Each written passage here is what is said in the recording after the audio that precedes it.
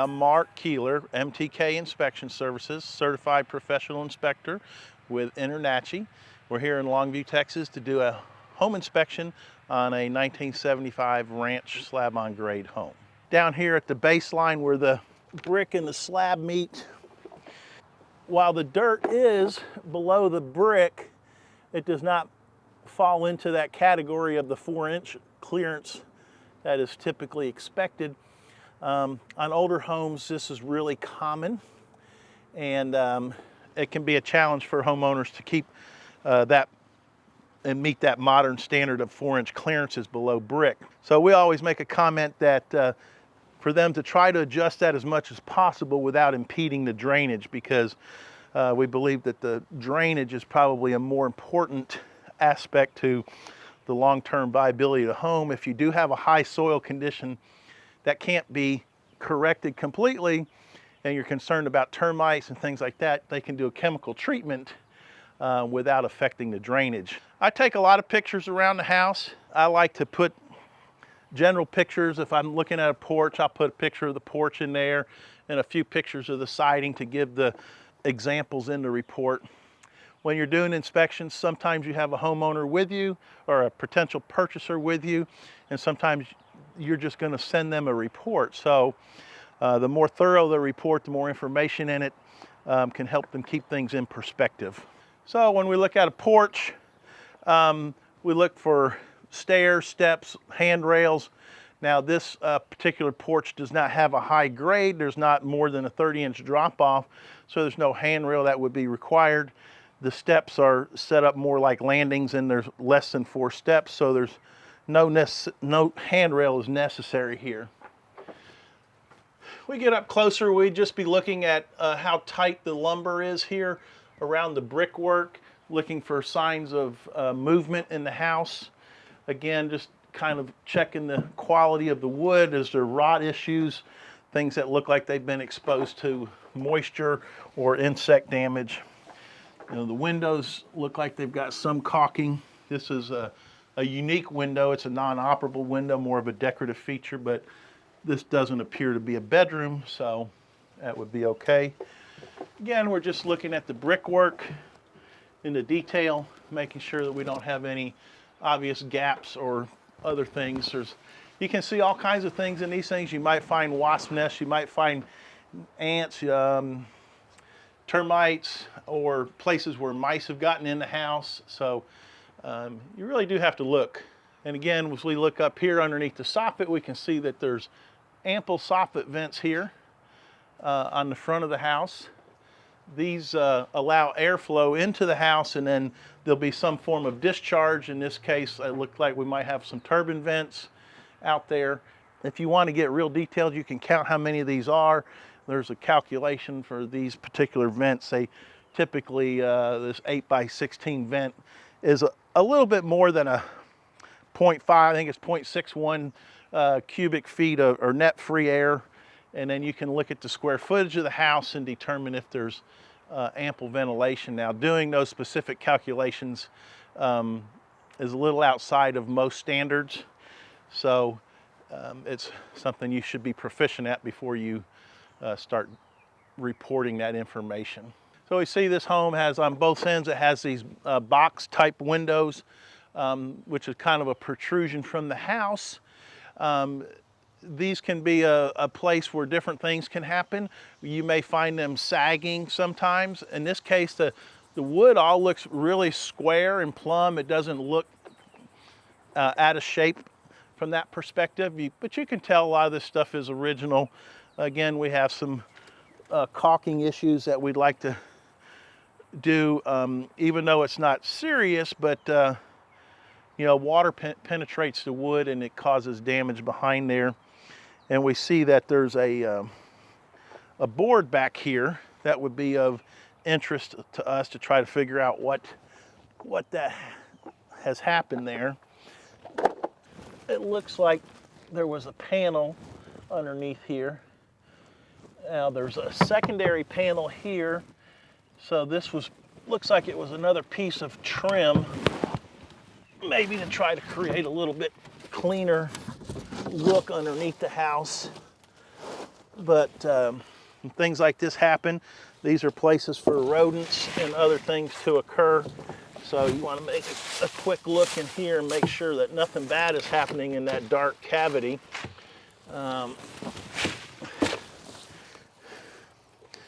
So this would be something you'd write up as a in need of repair.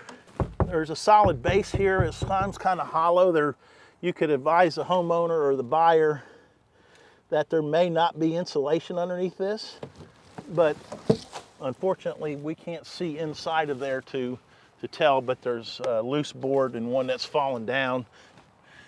So while it doesn't seem to be structurally compromised, it's something at some point somebody thought needed to be there for one reason or another, and should probably get put back to its original condition.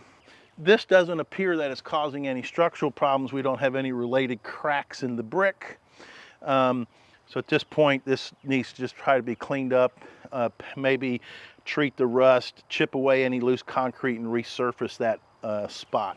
Exposed rebar is a deficiency that you need to make sure is listed in your reports. So as again, when we're walking around, we just continue to take a look at the gutters and the eaves and the fascia boards and all this work right here. All the material seems to be well taken care of. The gutter here has a nice little gap behind it, which I like. They used a little bracket there because of the drip edge to keep the gutter square, but it also gets airflow in behind that gutter and can keep those things from rotting out, even if you get a small leak in the seam, which I don't see today.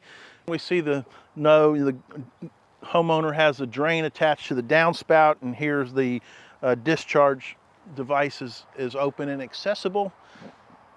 When we're looking at the outside of the house, we're also looking for foundation problems, which would be cracks and things like that. One of the first things we look at is this location right here, which is referred to as the freeze board. And in this case, it's nice and closed and tight, and that usually is a good sign that we haven't had any significant or notable foundation movement at that area. So as we go around the house, we look at all those corners and the other trim pieces in the relationship to the brick. So I usually also take some pictures to try to help me recall how the drainage is sloped around the house. In this case, you can see there's really nice downhill grade here. So as long as we keep the water moving away, and they've done a good job with the gutters and getting that moved out away from the house. Down the side of the house, drainage is still important. In this house, this is a ranch style house, so we don't actually have roof discharge on this side, so it's only going to be the water that drops in here from the rain. We can see up in this area that the grading is not ideal. There's a little bit of a low area here, and the dirt is close to the brick back here. So this should probably be pulled down. They might have been doing some sprinkler work. I see some flagging and things, so probably did some recent work. You know, ideally you want, even where the roof doesn't discharge, we still want some slope and pitch in the grade next to the house. Ideally that's a 6-inch and 10-foot standard drop. And so in this case, you just have to recommend the buyer make improvements to this area to make sure that it doesn't allow water to pond. So as you go doing the outside of the inspection, you're also going to run into other things like an air conditioner. In our market, these are on the outside.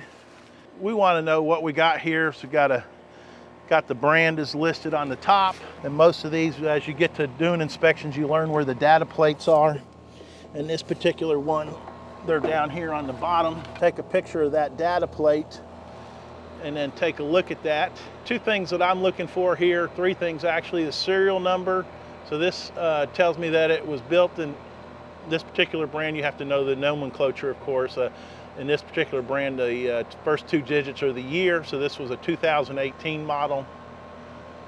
It's a Daikin made by Goodman, and it shows to be a 16 SEER 3-ton system.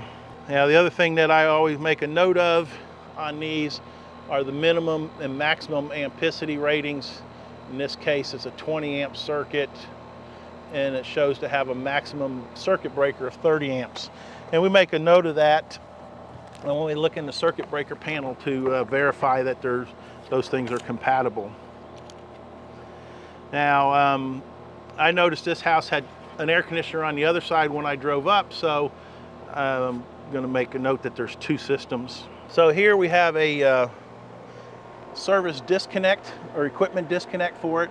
This particular one has a surge suppressor on it, which is a good feature. You can just explain to your client that the green light means everything is operating correctly, and these are basically designed to help protect against surges and lightning issues.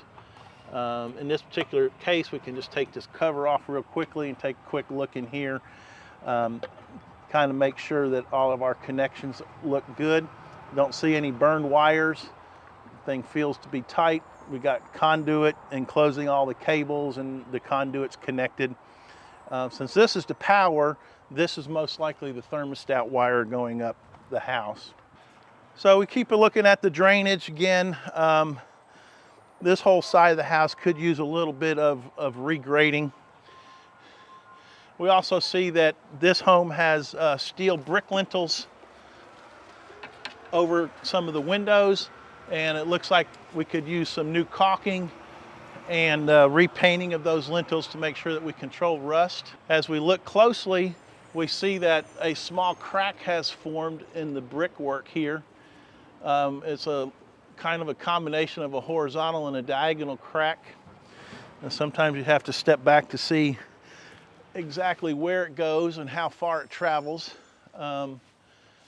It looks like it goes up to about here, and it really starts to tighten up and almost disappear the further you go up.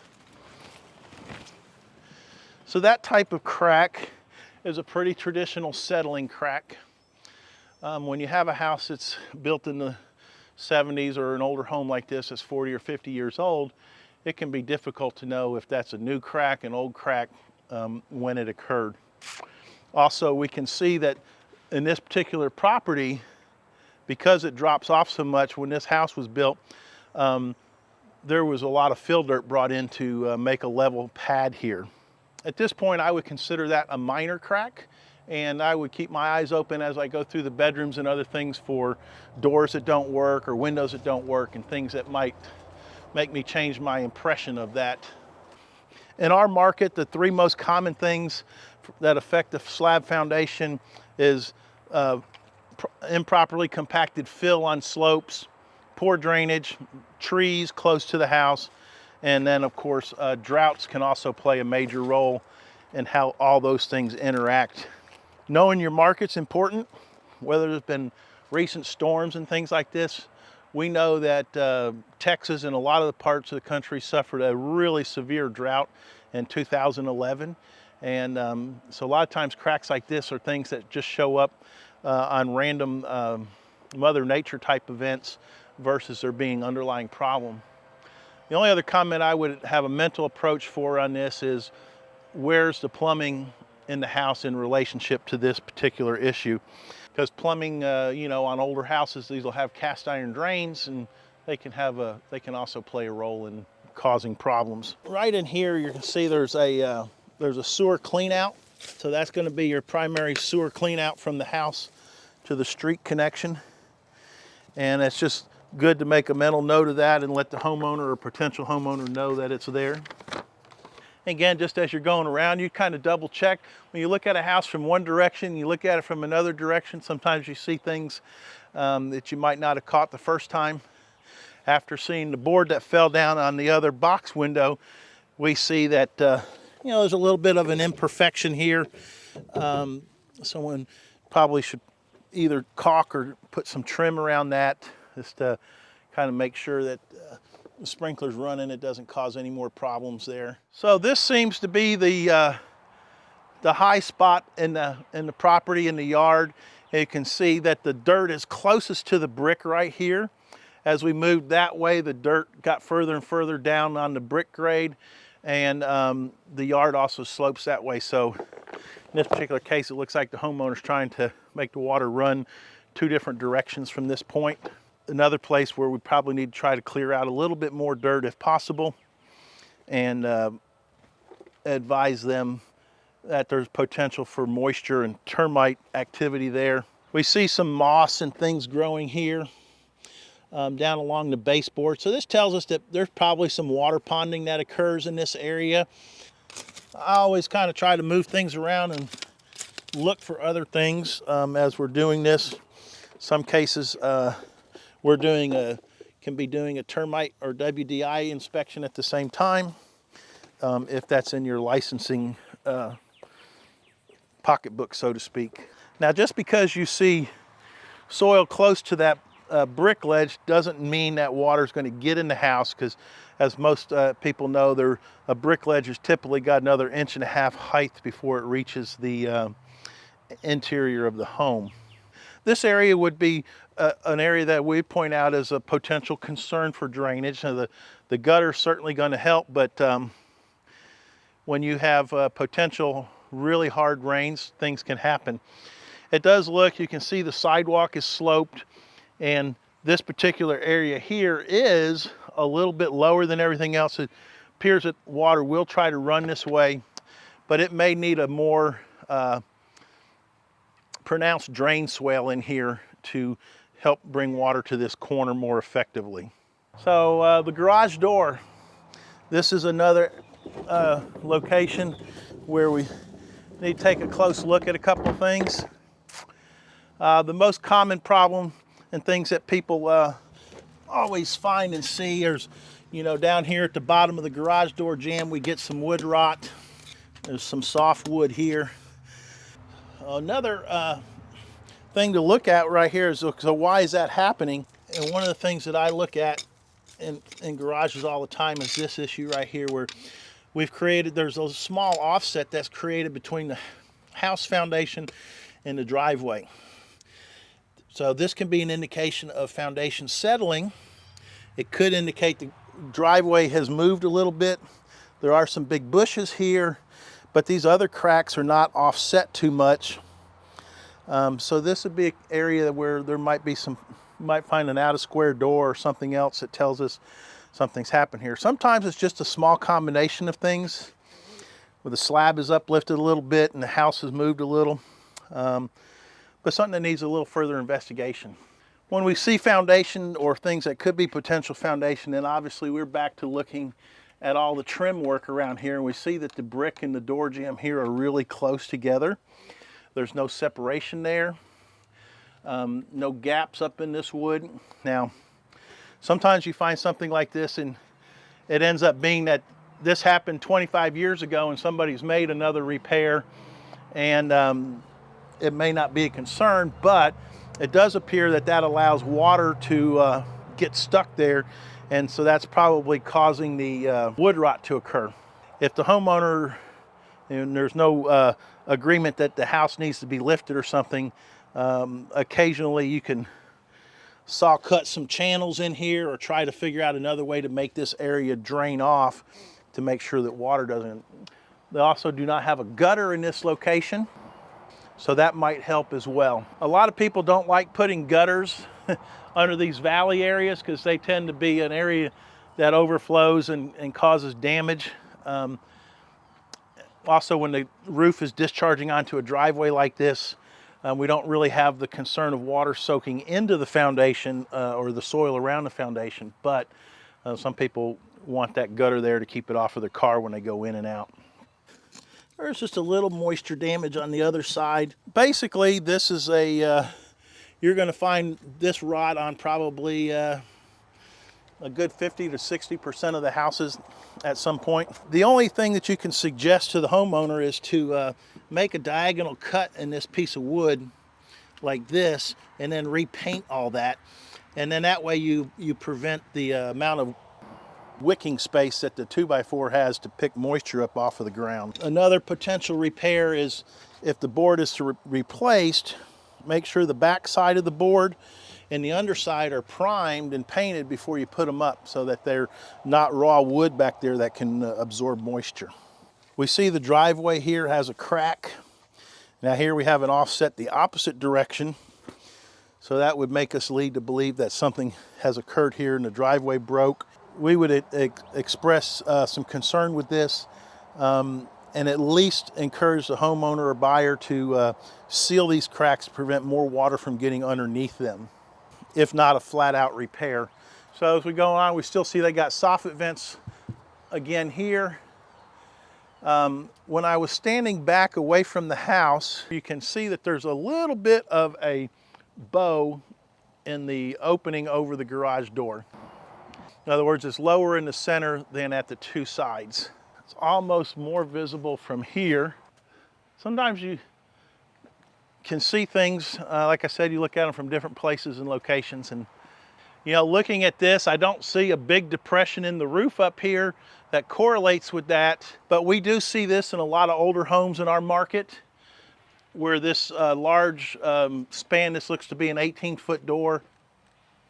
This house was built before the invention of glue lam beams and things, so they probably used double 2x12, and maybe they reinforced it with plywood, maybe not. But typically it's just too big of a span, and the way the roof is pushed here, over time gravity's winning the war and it's slowly pushed down. Most of this is going to be hidden. Even on the inside, you're not going to be able to actually see the physical structure that supports this. So in the report, generally all you can do is recommend they consult a contractor or potentially an engineer to verify that this is within normal tolerances, because that's really only an engineer can make that decision. But you can see here that's about 82 3/4 there at one side. Almost a 1-inch drop to the middle of this, which in my experience is probably going to fall within those things that are pretty acceptable. I don't know that anybody would recommend it to repair, but that's going to be up to a potential buyer to discern what's important to them. Our job is to point it out and keep moving. So we saw some the crack in the concrete here and some settling with the driveway. And as we come around the corner, we see that there is another settling crack in the brick right here that seems to run down. This is a pretty common, what we call a common settling crack. This is definitely indicates that some deflection occurred in the actual house foundation here. Again, we don't know when this happened, but as a crack gets large enough for you to put your screwdriver in and things like that, it becomes more concerning. There's a little bit of movement right here. This is closed up, but it's possible a repair was made. So that might indicate that this crack is pretty old, because this shouldn't be tight if this just moved out. So there was probably some repair work done here, is why that freeze board is closed up. You can see a big area here. You see there's a lot of tree roots, and I don't see a tree. We would ask the homeowner if maybe they cut a tree down here or something. Very likely that there was a tree right there, and that probably had some effect on the corner of this thing here. So the homeowner may have already addressed the root cause of this issue. In these cases, I usually take a distant picture so I can kind of make a big picture, put a little arrow and kind of show what's happened, but also give them a bigger picture issue of what took place here. The garage, it doesn't appear that there's any plumbing issues here other than water lines, which are going to, so may not be a concern with it being affecting plumbing if you try to do a repair there. If they don't want to do a repair, then at least the crack should be sealed and filled to keep moisture out of the wall. One other thing we forgot to talk about while we were here, this is what happens sometimes when you're doing inspections. You see one thing, you get fixated on it. But we see that the electrical meter is here. Have the mass, so this is what we call underground service. And we can see that there is a ground wire here. It is attached to a grounding rod. You know, ideally that grounding rod would be a little further in the ground versus being exposed like that. But in this case, keeping it dry has prevented it from corroding. And we got a good connection there. From a technical term, we can't verify whether there's 8 foot of ground rod below that or not, which is kind of the way the standard is. But anyways, that initially looks pretty good. There's a power pole there, so their electricity probably comes from that corner, runs underground and comes up to the house here. So we also see that we got a lot of decking going on this house, but I think we should look at the rest of the house and we'll come back and look at the decking. Again, we see we got gutters. They're attached to drains. We'll see if we can see where these come out. Our soffits look pretty good. Our freeze board here is closed up. We didn't see any more cracks coming back this way. So it seems like that's isolated to that corner. So we got a large porch here. Cedar post supporting a beam. There's a beam joint here that's got a nice overlap splice in it on top of the post. The posts seem to be reset in the wall. I don't know if they could only be supported by the brick. They might have some other support behind them inside the wall, hopefully. There's no way to verify that.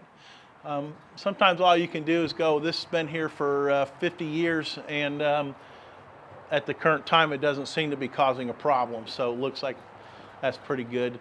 In some markets, it might be nice to have some type of wind strapping or hurricane strapping here. These beams are just toe-nailed together.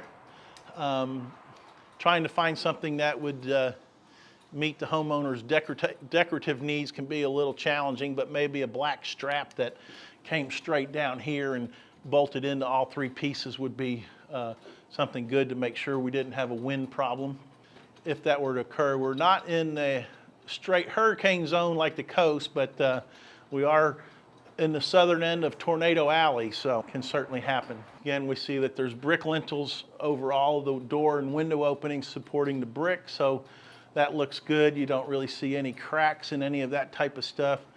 In this case, I would recommend that they repaint all these brick lintels to control rust.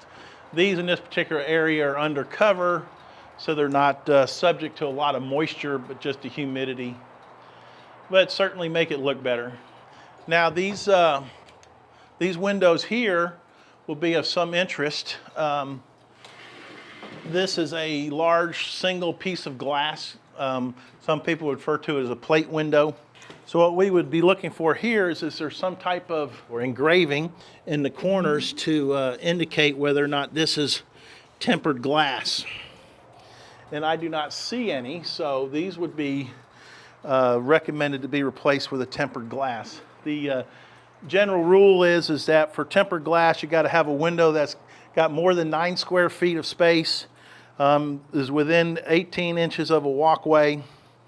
So these would definitely meet those criteria for that. And the big concern there when you explain this to your potential buyer is tempered glass, when it breaks, it shatters into a million pieces, so to speak, and this would have the potential to break into large shards if it were to break and come out of the window. In a contrast, we should find some on this patio door. This looks a little bit more modern. So this is a double pane glass, but you can see right here that this has an engraving saying it's tempered safety glass, which is required on all doors. This is another door here that has glass in it. And this does also, as you see right here, there's a small label that says it's got tempered glass in it, which is good. You might not have expected that, but it is there in the doors. The doors are okay. We haven't had a lot of electrical comments, but similar to the deal in the front of the house, we see there's a ceiling fan here, and there's a piece of Romex wire stapled up here to the wood. So this really should be in conduit because it's an exposed wire. It's not inside an attic or a wall cavity. So we'd make a note of that in the report that wire was not in conduit. These stains that you see are probably just, most of them just appear to be, cedar oils and things like that. I don't see any water penetration issues. In this house, we know if we look out here, we can see that the roof has shingles, okay? Now this still appears to be within a 3 or 412 pitch right here, so shingles are okay. However, what you're going to notice is that the nails do not penetrate this decking. The common standard is for roofing nails to penetrate all the way through the roof sheathing. But I suspect in this particular case, the homeowner didn't want all those nails protruding through this decking because it's a cosmetic layer as well. There could be a small layer of plywood up there, but I see felt paper on top of this. You might just advise your potential buyer that it's possible that the nails used to fasten this part of the roof don't penetrate the sheathing, and there might be a little bit higher risk of wind damage. That's always a challenge anyways, because most of the nails, even if you use an 1.25 inch nail and we're going through only 1/2 inch plywood, well, this is 3/4 inch wood. You'd have to use a longer nail than whatever they started with to begin with. So there's some challenging issues on older houses like that.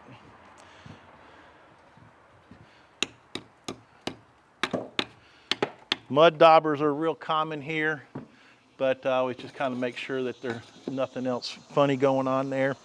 So we see we got some electrical here.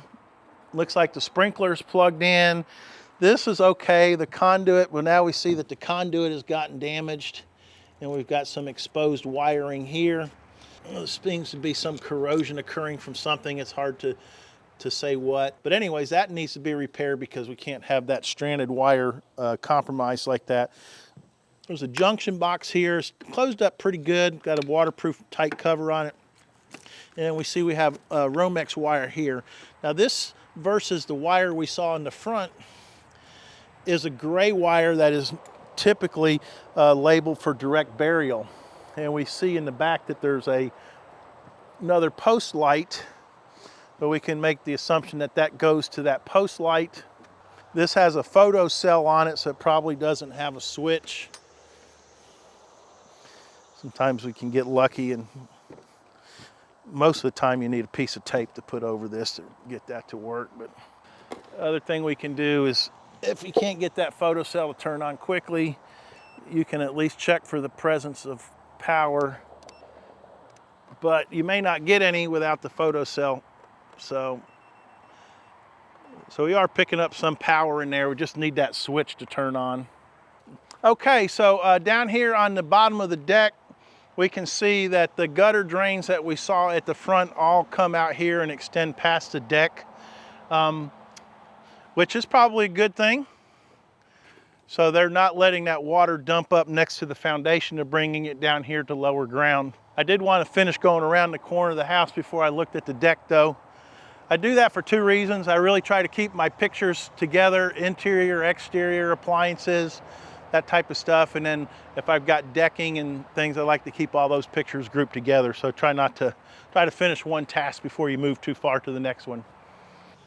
So we see here, the dirt is below the brick. It's a little better here.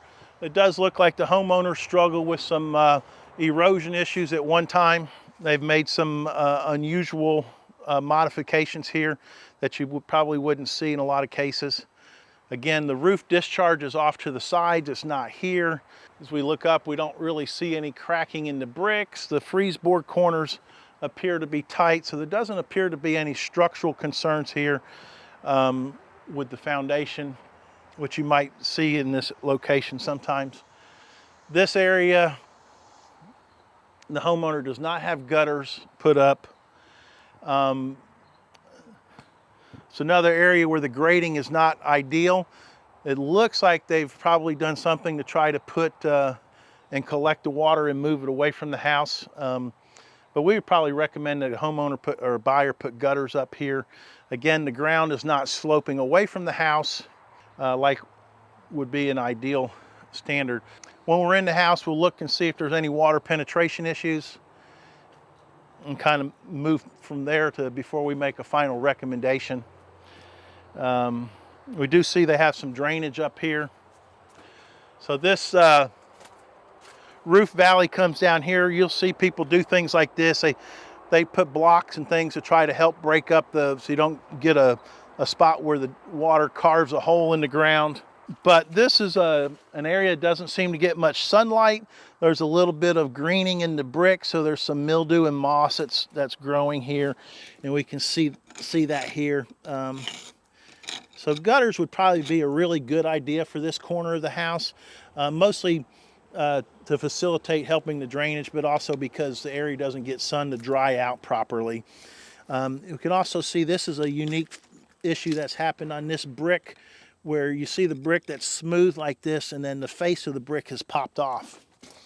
The general term for that is called spalling, and it usually occurs when the brick has absorbed too much moisture and then cold weather attacks it and it freezes.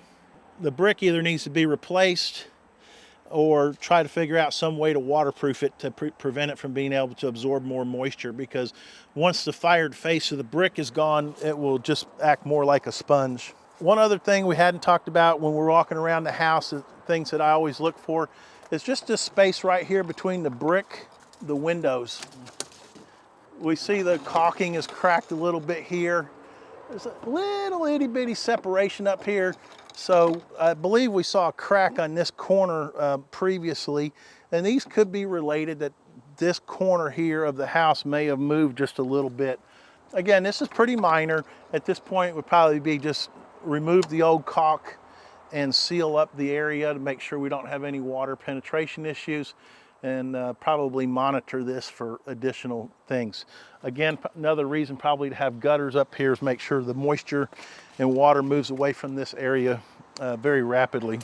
There's a drain here, so one would presume that someplace down here there's probably a drain pipe. Sometimes you can find them in this stuff, sometimes you can't. So we have a small correlation of issues on this corner where there was a diagonal crack that went up from the window there, and a little tiny separation there. Like I said earlier, we'll take some look inside and make sure we don't have out of square doors and things. But my general impression for a homeowner would be that this is a minor settling issue, and correcting the drainage would probably be the only necessary work at this time. And I'd recommend that they patch the crack and re-caulk the windows and improve the drainage in this area. Instead of replacing a board, they kind of try to make a repair. Sooner or later that's going to come off again, so that needs to be addressed. You might notice that there's not a guardrail here. From a technical perspective, it's not required because this grade drop is less than 30 inches, so a guardrail is not required here. But you just want to point out that it's still far enough to trip and hurt yourself if you fall off of it, but doesn't fall into the requirements of mandatory guardrails. Looking at the deck here, they've got the base of it enclosed to keep things out. Small stuff can still get underneath there. I see we got stairs here, and these do not have a handrail. So we're more than 30 inches. We got more than 4 stairs, so there should have been a handrail here, most likely on this side since the gate opens on that side. It'd be nice to have it on both sides of these.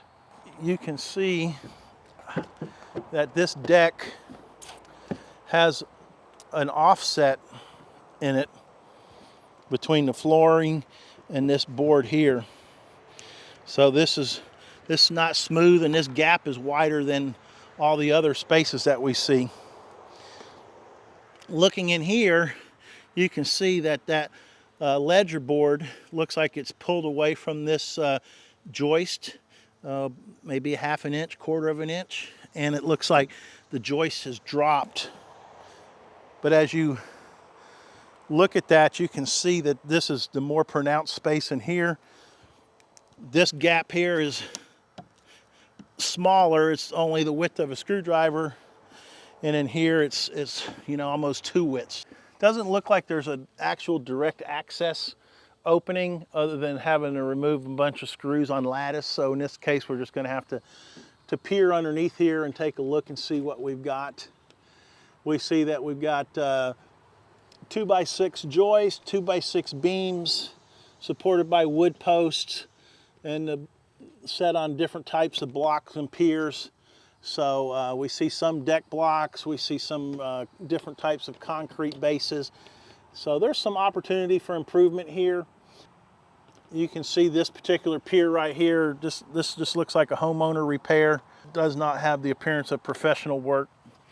There's a pier over here on this corner where we've got 3 blocks kind of stacked up, and they're leaning. They're not set plumb and square to each other like they should be. So that'd be another area where we would definitely want to encourage the homeowner or buyer to make repairs to that. So this, it looks like because the floor joist dropped right here, someone came in and added this beam to try to reinforce those to keep them from getting any worse, versus taking the whole deck apart and correcting it. But some settling has occurred, and this is no longer providing any additional support.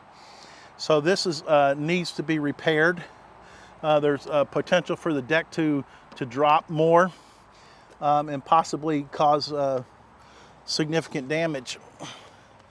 Really, everything needs to be lifted back up, and some type of joist hanger should be added to all these floor joists to attach them to this ledger beam out here.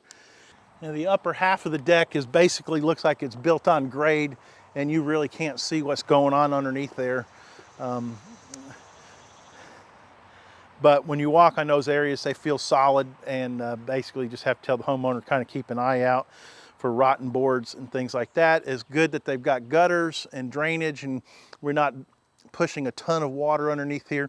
That may be why they did what they did with the gutters. They may have had water running underneath here, causing some erosion and stuff. So they may have addressed the root cause of what happened here, but still a repair that needs to be made. Deck problems can be catastrophic. If that breaks, you know, people could fall off of this. So it's definitely something that needs to be repaired. Oh, look, our light came on. So we know that circuit has power.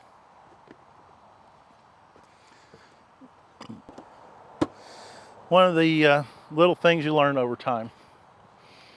It's a good idea to carry a roll of electrical tape. You can put that over those photo cells and get them to turn on and off for you. Easy way to test things. So the other thing, when we were in the front of the house, we were talking about looking at the roof and the roof surfaces. It's the same thing at the back of the house. You have 2 different perspectives. When you're on the roof, things look different than when you're down below. We can see here on the chimney, we can see that there's some spalling brick up on the chimney up there as well. We see 5 turbines in all the soffit vents, so it would look like the house has adequate ventilation. We've got a couple skylights, gas vents, plumbing vents, and some other vents over here. They may be bathroom fans. The only thing I see is there does appear to be a little tiny ridge where the porch ends and the house roof begins. We'll have to walk on that and see how it feels. This little valley over here has a little bit of a dip in it. It looks like it's going to drain perfectly fine, but it's a little different than the other side. Unfortunately, from a home inspector's perspective, there's really no way for you to look at that shingle and know that it's an impact resistant shingle, unless the seller happens to have a spare bundle laying around someplace. But it's just good knowledge to know that those things do actually work. Here we are, we're going to do a roof inspection. So this is a 30-year, more or less, architectural design shingle. So we'll take a look at that from a lot of different perspectives, but we'll walk across the roof looking for obvious if there's hail damage or other types of problems that might show up. We also have roof penetrations. So this is a gas furnace pipe. So when we look at that, we want to see there are some dents in the roof here, which would indicate that hail has hit this roof. And then we see that the rain collar is properly sealed, so that's good. I'm not seeing, even though I got some dents in the aluminum cap here, I'm not seeing obvious hail damage in the shingles at this time. So this is probably a bathroom vent, another furnace vent, maybe the water heater. We got turbine across the top, we got a skylight, We have a plumbing vent. So again, on the vent, we look up here, we do see that there are some little dents in this, which does indicate hail has hit this. We see that the rain collar is sealed as well. This is a plumbing vent, and we see this has lead flashing. The flashing is properly folded over inside the pipe, so that all looks nice and tight. This house has metal valleys. That's a nice feature in my opinion, but not one you see very often. The interfaces seem to be properly sealed, so just something to point out to your client, that keep an eye on that. But the shingles appear to be in generally good shape. Now we have a skylight. It's got proper head flashing up here at the top, goes under the shingle, and it comes out on top of the shingle. And then there's a side flashing that exits down here. And then we have the base flashing that exits on top of the shingle. So that flashing work looks pretty good. The skylight does not have any dings, dents, or cracks in it, so the panel itself looks good. We move across the roof. We see we got turbines. They're moving, so we definitely got airflow ventilating through here. We do see some small dents in the turbines as well. So we know that hail has hit the roof, at least since those parts have been put on. But the shingles themselves appear to be in really good condition. There's our hallway solar tube, another turbine, the other solar tube over there. And we do see again that we have dents and things in these things. Another furnace vent, got some dents in it, and rain collar sealed. Plumbing pipes, vents are in good shape. Plumbing vent, we go down, see the roof is terminated, and the valleys go down. We look at our flashing. This is our other skylight. Got acceptable flashing. Head flashing looks good. This is a nice tall skylight. It's got good 4-inch climb on it, so don't have to worry too much about leaks on those. Just remind your homeowner it's good to check in behind there, make sure that those things stay clean. Probably once a year, come up on the roof and make sure we don't have debris accumulating in certain places. We're on the back of the house. We're still looking at the shingles. Even though we know hail has hit the roof, the shingles are not showing damage. Gutter screens here in pretty good shape. So something else that you can look at while you're up here. The back of the roof doesn't appear to show any signs of hail damage or wind damage. No blown off shingles. The plumbing vents were in good shape. Bathroom fan vents over here are properly set. Well, let's look at the front. There might be one hailstone dent right there on the back. We see the front. It's got these nice metal valleys in it as well. So a little bit of maintenance needed down there where the valleys terminate at the gutter screens to make sure that those stay clean. Look across here again. We don't see any wind damage or blown off shingles. And we're just kind of walking across the roof looking for obvious damage. And we don't see any. Now, one thing we did not notice that when we were in the street, we talked about the ridge line. And so right here you can see there's just a little bit of a depression in the ridge, and that looks like it correlates to whatever was happening in that family room below, where we had the sag in the dining room area between the dining room and the kitchen. Again, you can see just a little bit of a banana shape right here, a little bit low in that spot, so a little deflection in the roof ridge. Everything's pretty clean. Looks like a pretty well maintained. Just a little bit of maintenance on a couple of the corners here for cleaning out the gutter screens. You can see again from this angle, we kind of look at the roof again to make sure we got nice smooth surfaces. Everything looks pretty tight on that end of things. Doesn't look like there's rafter problems per se. And it's always good to look at these roofs from different angles, not just one. If you get in a hurry, you'll probably miss something, but you do need to look at them from different angles all the time, because things will show up differently the way the sun hits things. And from that point of view. The other thing we have to look at when we're up here is the chimney. First, we do see that it does have a rain cap on it, and it does have flashing. This is what you call embedded step flashing, or this is the counter flashing of the step. So you can see that those are cut into the brick and recessed, and then they overlap the other flashing. That's a good way to do that. And then what you'll see is that the flashing will come out underneath a couple of the different shingles. So from down below, we noticed that there was also some damaged brick here and here. So we have some more water penetration concerns, or not penetration, but anyways, there's some moisture. So it looks like water is getting underneath the top here and penetrating, and then it freezes and causes that brick to break off. Probably going to need to come up here and at least try to caulk and seal that stuff, and maybe put a sealer or something on the brick to try to prevent that from getting any worse. The cap is secured well. Entering the house, one of the first things I always check is the doorbell. Got some storm doors here. You might want to check those as well. They got a closer. Does that work? So, looks pretty good. Door has weather stripping. Again, we have another door. We've got tempered glass labeling on that. Our storm door has tempered glass labeling down here in the corner. So, quick look on that stuff tells you those things are in compliance. We just make sure the door closes easily. Does.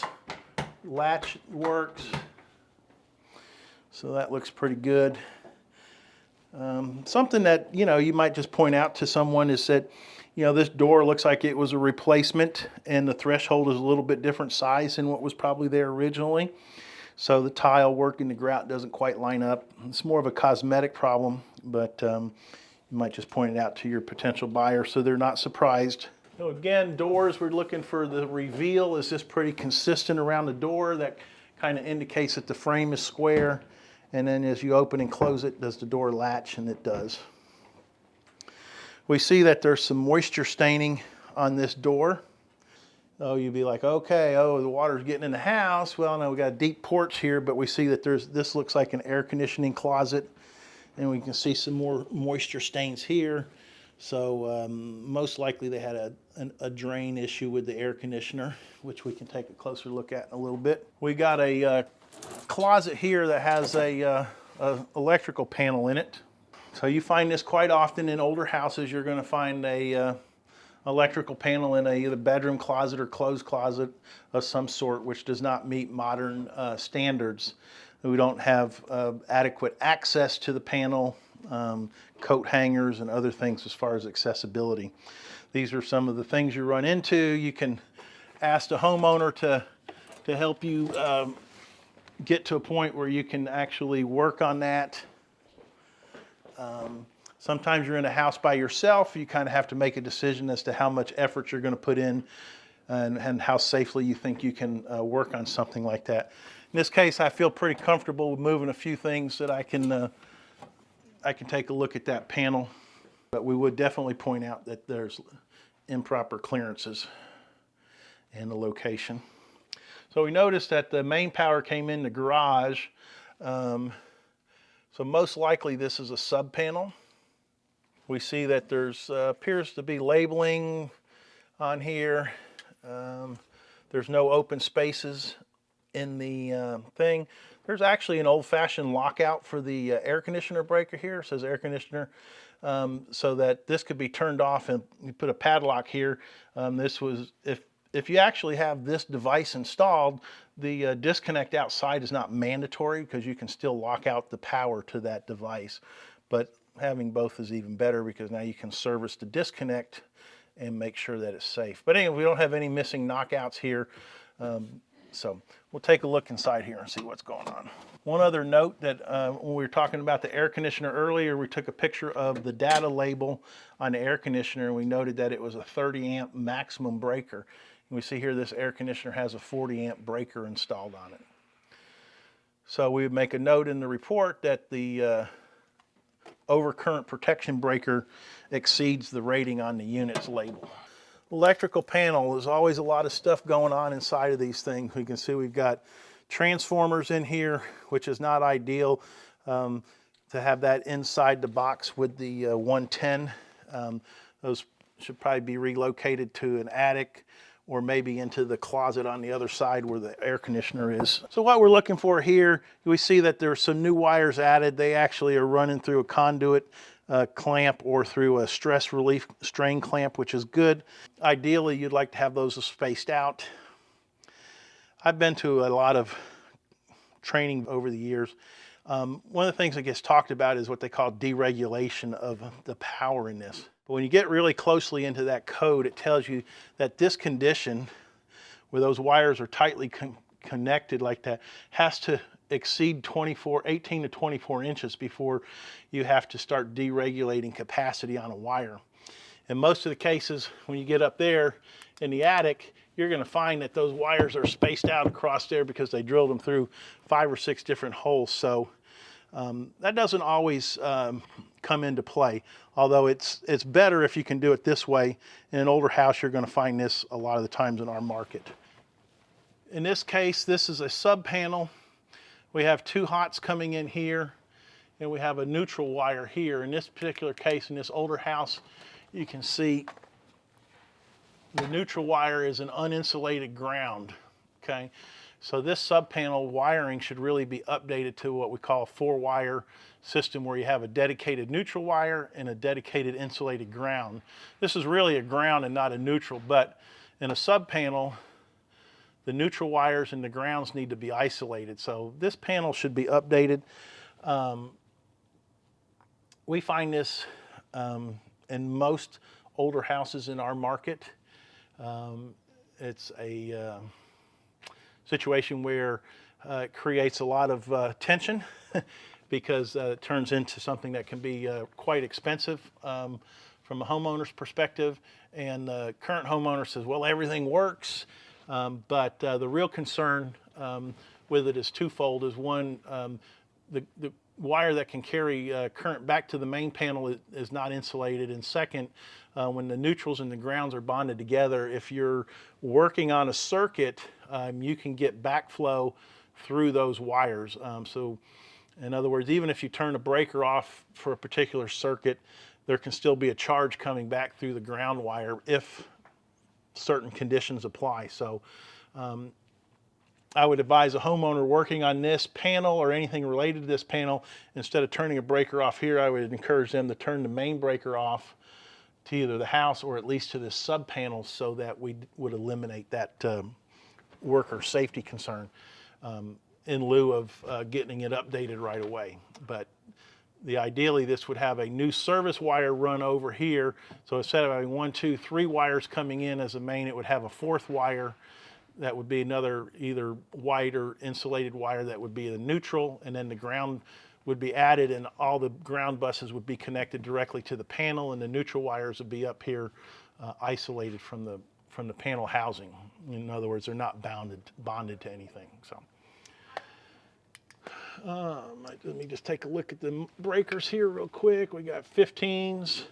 It looks like that's wire there. Looks like it's okay. So these 15 amp wires, these got some 14 gauge and the 20s. Got number 12. So we're just checking wire compatibility. So this is a 15 amp. This is a smaller wire than this. So this is a 15 and a 20. So it looks like the breakers and the wire compatibility is appropriate. So here we got an air conditioning closet. This is a gas furnace with an evaporator coil.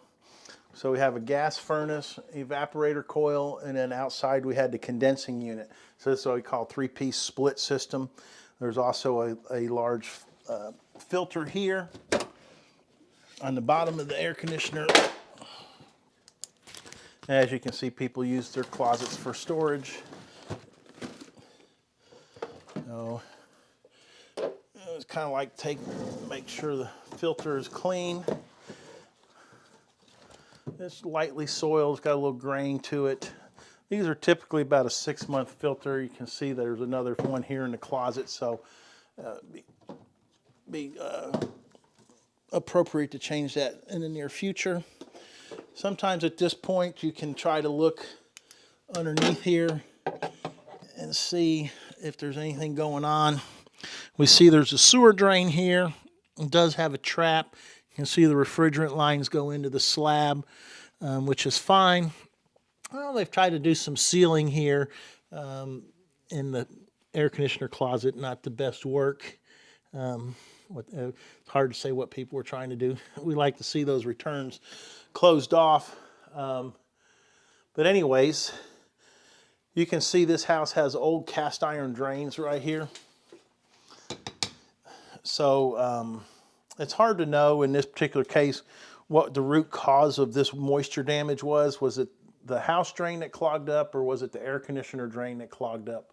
We see here they've got a clean out in here. There is a sign, a sticker put on here, says this is equipped with a electronic condenser overflow shutoff.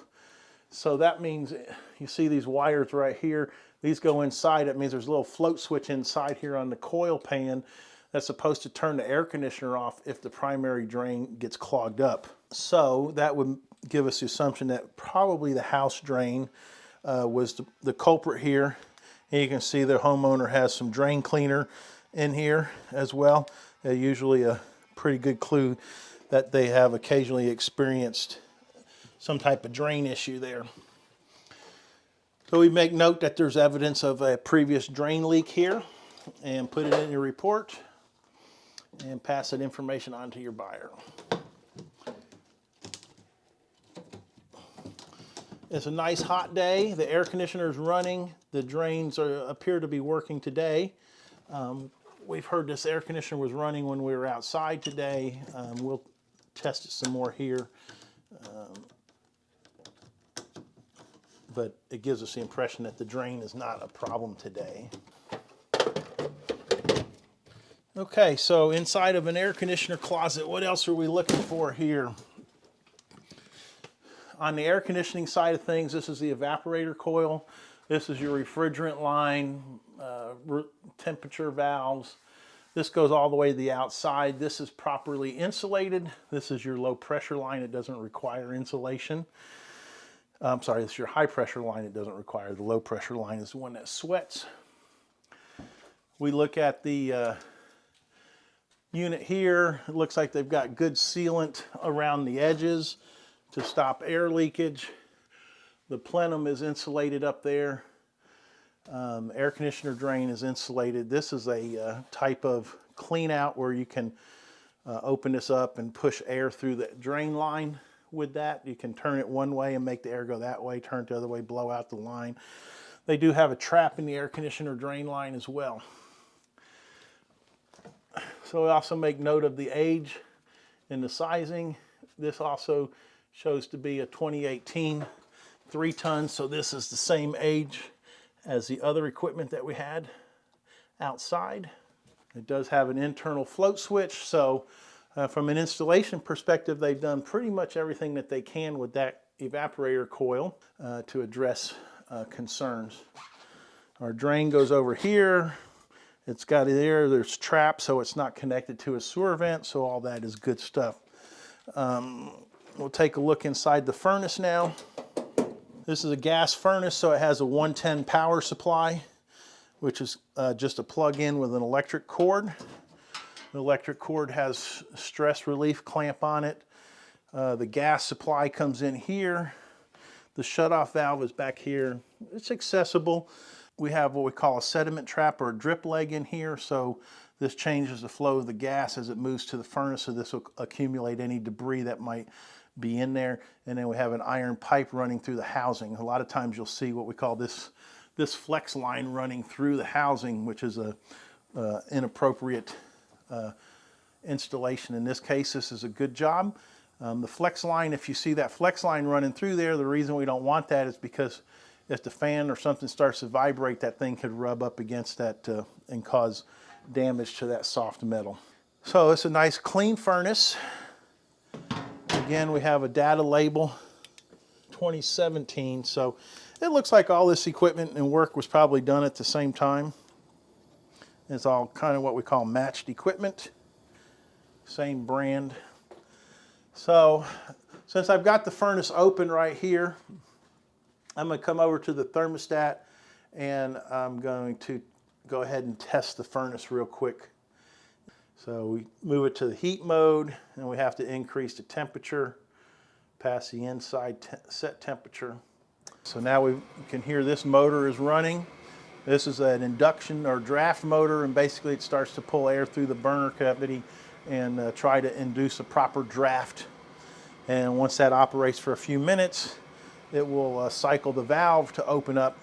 And I always encourage people to step back in that process, not to get too close, just in case there's improper air movement and we don't want a whoosh to happen. But you can see the glowing here. That's the igniter turning on for the furnace. And in a second, the burner should light up. And that's the sound. It tells us that the burners have fired.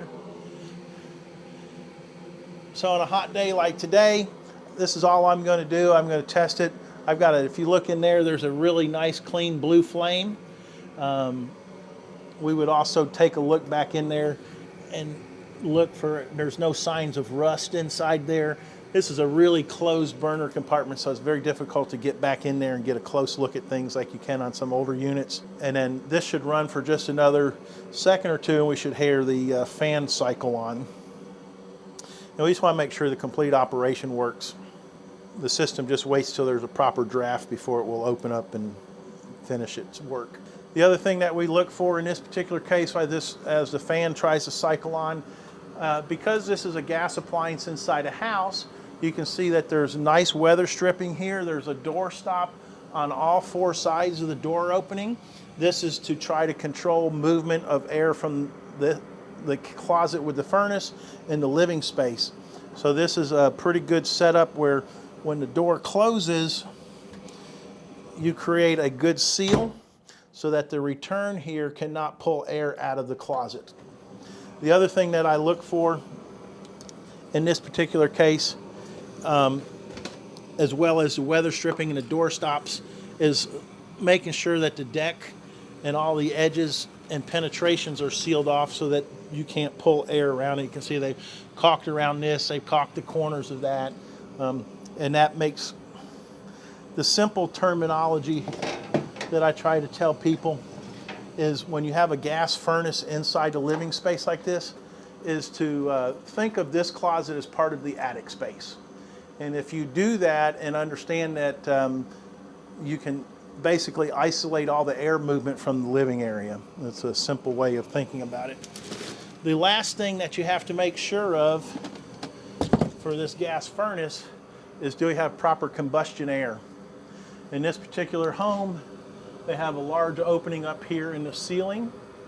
So some markets, the city or municipal code enforcement guy, he may require you to have what we call high and low vents, which would be an air vent up at the top and an air vent at the bottom of the closet from the attic.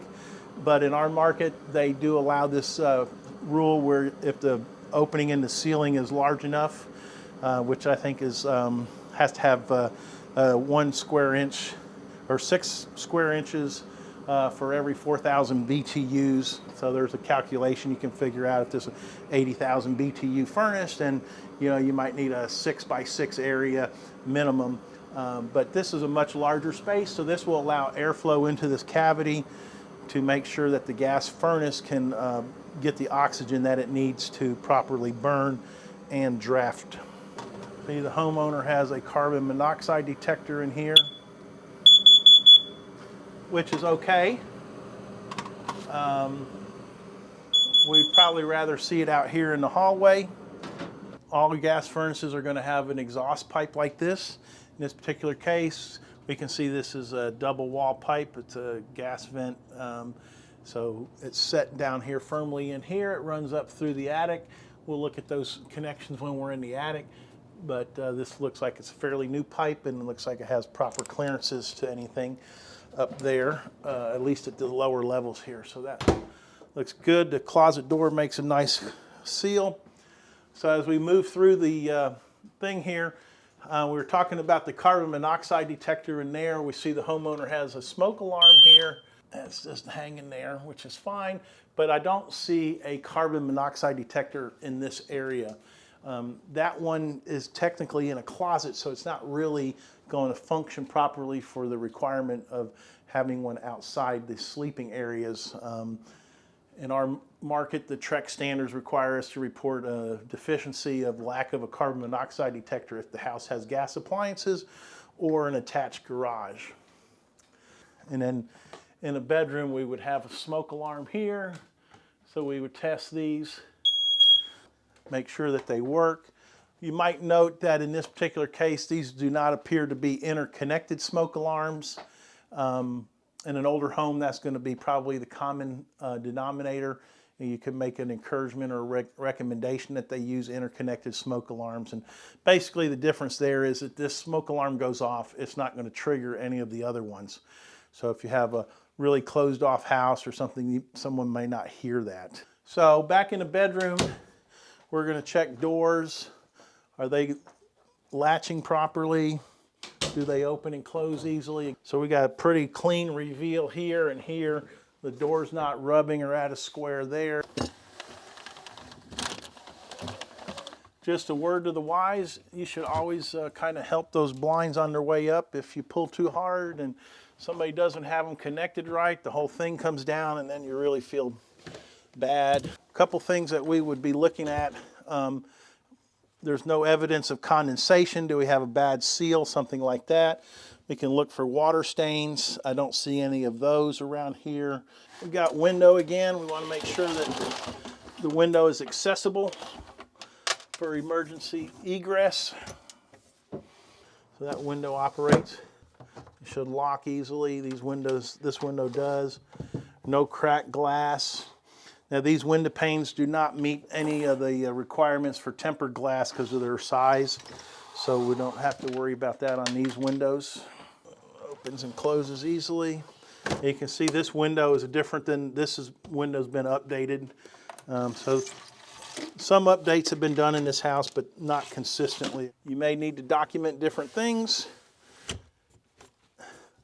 This window also has a little feature where it can tilt in a little bit for cleaning. Might just point that out to your clients. So also again, just kind of looking around the floorboards for water issues, termites, other oddities that could have occurred. You get a chance to check an electrical plug right here. Take a couple things out. Oh, sorry. So we can put our tester in here. And with this, we see that we have a grounded plug. This is a tamper-resistant type outlet. You can see the little plastic shutters in there. The two orange lights mean that this plug shows to have a properly wired and grounded circuit. It means it's got a hot, a neutral, and a ground wire, and all those are connected into the right locations on the receptacle. So that is a good plug. Meets all of our modern standards. So I'm in a bedroom. I always kind of double check the ceiling, cracks, stains, anything that looks like it's abnormal. So most of the time you're going to find closets, might be too full to get a full inspection, not required to move all that stuff and look. But try to look around all the perimeters of it. We can see both sides of this closet and the outside, so you can make a pretty good assumption that everything is okay there. We're also always looking around air conditioning vents. You see a lot of dirt and stains on them sometimes, so these are pretty clean. I see a little bit of dirt on the vent, but probably just maintenance. And we have a fan and a light Same thing, we got, you know, floor tiles can be a great indicator of foundation problems. If you see cracks in tiles, that can be an early warning sign. This tile looks to be in really good shape in regards to that, so it doesn't appear that they've had any notable structural movement in these areas. This house has an intercom system, which I typically do not inspect. I usually just explain to people that I'm not been trained or qualified to do those, and every once in a while they'll ask you more questions about it, but low voltage stuff, there's so many different ones. It's kind of like alarm systems. You really need to be a specialist. So this is about where we saw one of those cracks starting over there. So in this room, we don't see anything related to that crack. Make a note that that window on the front were double pane windows, and this is a single pane window. Those are just things you can put in your report to let people know what they have. On new construction, obviously a double pane glass would be a requirement, but on an older home, there's not a requirement to update that. It would be money saving if they did. So we see here there's a closet door that they have not installed a door latch on yet, or handle and latch. It looks like they might be in progress of doing some painting and repairs. The strike plate's not been put on, so this is just either an incomplete project or a project in process, which we find a lot of. Sometimes people are getting their houses ready to sell, and there's little things like that that just haven't been done. Again, pretty full closet. Can't get a great view inside there without moving a lot of homeowner stuff. So we look again, the door seems to be functionally square. So other than not getting a latch put on, it looks like everything is good. Floors in here look like they're in pretty decent shape. It's a laminate material. Doesn't seem like there's any obvious water damage, separations, things that we would need to point out. All right, we go to bedroom number 3. Lights, fans, smoke alarm. Fan turns on and off there. I do speed control work. So again, we've got another closet door. This one hasn't been painted. Same thing, still waiting on a latch to be put in. So the homeowner's obviously doing some work here. It needs to be finished up. Closet lights. This is something to take a look at. These closet lights here all have covers over the top of them so the bulbs are protected. This is a nice large opening. This will meet most emergency rescue and egress sizing requirements for a bedroom. These windows are within 8 feet of the ground, so there's no reason to have fall protection. So while we do have a crack outside in the house and there is some evidence of minor settlement, it really hasn't affected the anything functional inside the house yet. Could have been a once and done thing. This house is built in 1975, so that's close to 50 years old. And that amount is probably not something people should be overtly concerned about. In regards to foundation things, we talked about improving the drainage in that corner, putting the gutters up. Those would be the initial recommendations. And then you also do have to worry about drought. If droughts come about while you're in the house, then you should probably do some moisture work around the house. Maybe put a soaker hose down or something else to protect from over shrinkage during a drought period of time, which is probably a good thing. That's probably what happened here. But anyway, remember this house was built on a big slope, a lot of soil built up, and if that's all the compaction we got after 50 years, I'm pretty comfortable telling the homeowner to patch that crack and improve the drainage, and I think they'll be in good shape. But in the report, we always note, hey, we found cracks, a little bit of settling here in Texas. Our TREC report requires us to make an opinion of the foundation. So in this particular case, I would probably tell them that in this location, it is providing adequate support, but if they wanted more detail or a second opinion, they could consult a foundation expert or an engineer to give them a little bit more information on that. But there's just not a lot of what I call correlating conditions. You know, the tiles aren't cracked, the doors aren't out of square, so not a significant problem at this point, in my opinion. Again, doors working. So we got a hallway here. This is a long hallway. We can check for switching. So we got 1, 2. I notice I turned the lights on over here, so that's 3 switches, so that's a 4-way. So this is supposed to, if it's wired properly, no matter which light switch you turn on and off, the lights will work properly. So this is a good functioning, actually a 4-way switching. We also noticed that there is a skylight or a solar tube here, and I think there was another one over here in the hallway as well. So those can be places that you need to take a look at. Most commonly, we would just be looking for water stains and things like that around it, and we don't see any at this time. We do see that some bugs are getting inside of that one, so that would definitely be icky to some people, if that's a word. But we'll have to take a look at that in the attic. There's probably some compromise in the actual tubing, and the insects are able to get in there. And then they get in there and they get cooked. So bedroom number 4, fan, light, smoke alarm. Oop, there it goes, a little slow. So we keep looking for any signs of cracks or settling. A lot of times when you look over the doors and windows, if there's been cracks, you see a lot of patching, either that or underneath the windows, and not seeing that type of previous repair.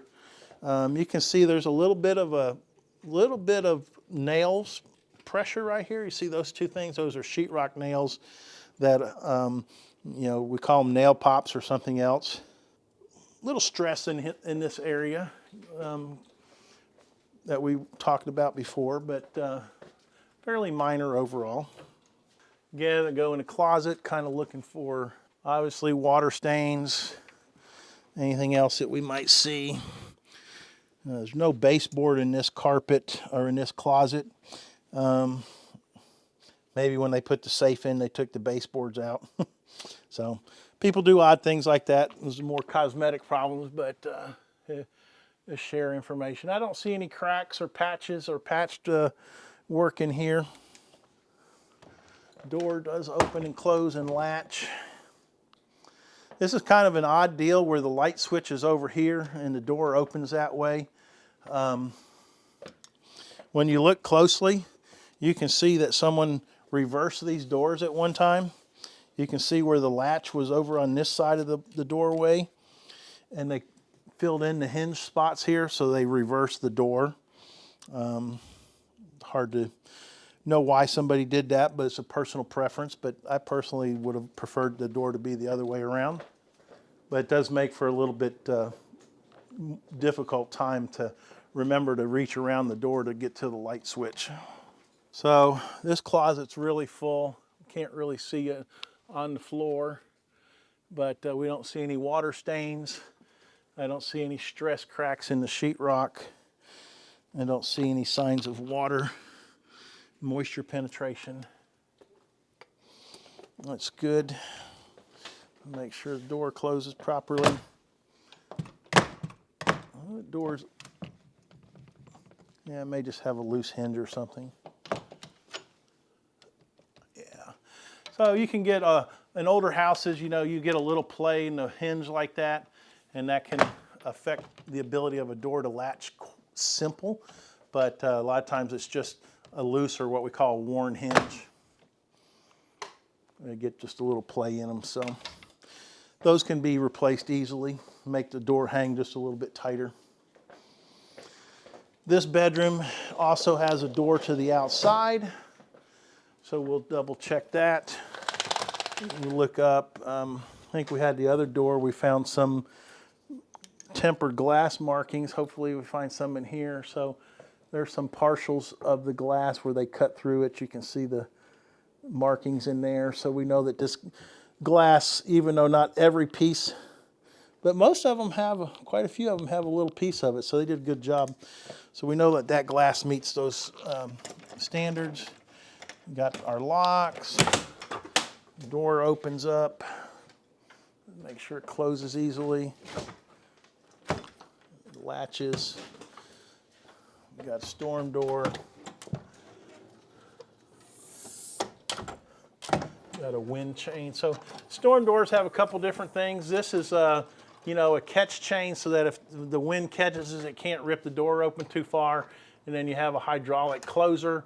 So you have a manual stop device there. You can let this go and the door will pick up some. Sometimes if they close a little too hard, there's an adjustment screw that can be made to make that. But that's pretty good. You want the door to close snugly and latch. And then we have a light fixture here that works. This house has old style weather stripping. You may find this as you're doing inspections. This is what we call, this is copper weather stripping, and they did a little detail around all the latches. And basically it's just beveled out so that when the door closes, it pushes up against that and makes a seal and tries to make a good air seal. Probably not quite as good as new stuff, but once the door is closed, what I would do in these cases is I will open this door up and hold it open. And the reason I do that is I try to get more light to come through, because sometimes the storm door will block the light.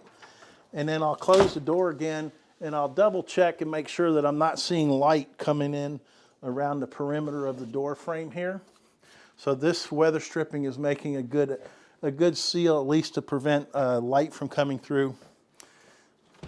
So it's doing what it's supposed to be doing, and it's not been manipulated.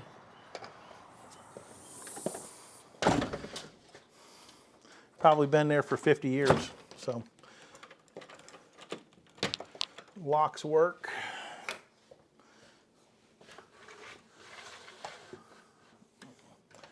Okay, so the master bedroom, we got a bathroom, doors operable. Here's another plug we can check that's readily accessible. Take our tester out again. We see again we got a grounded plug with proper neutral and hot wires hooked up. And again, this is a tamper resistant type plug. So again, this is another receptacle that meets all the modern standards. Okay, this is our first bathroom. So see, we got a lot of switches in here. Homeowners got this thing broken down with several different types of lighting. And there's another light here for the fan.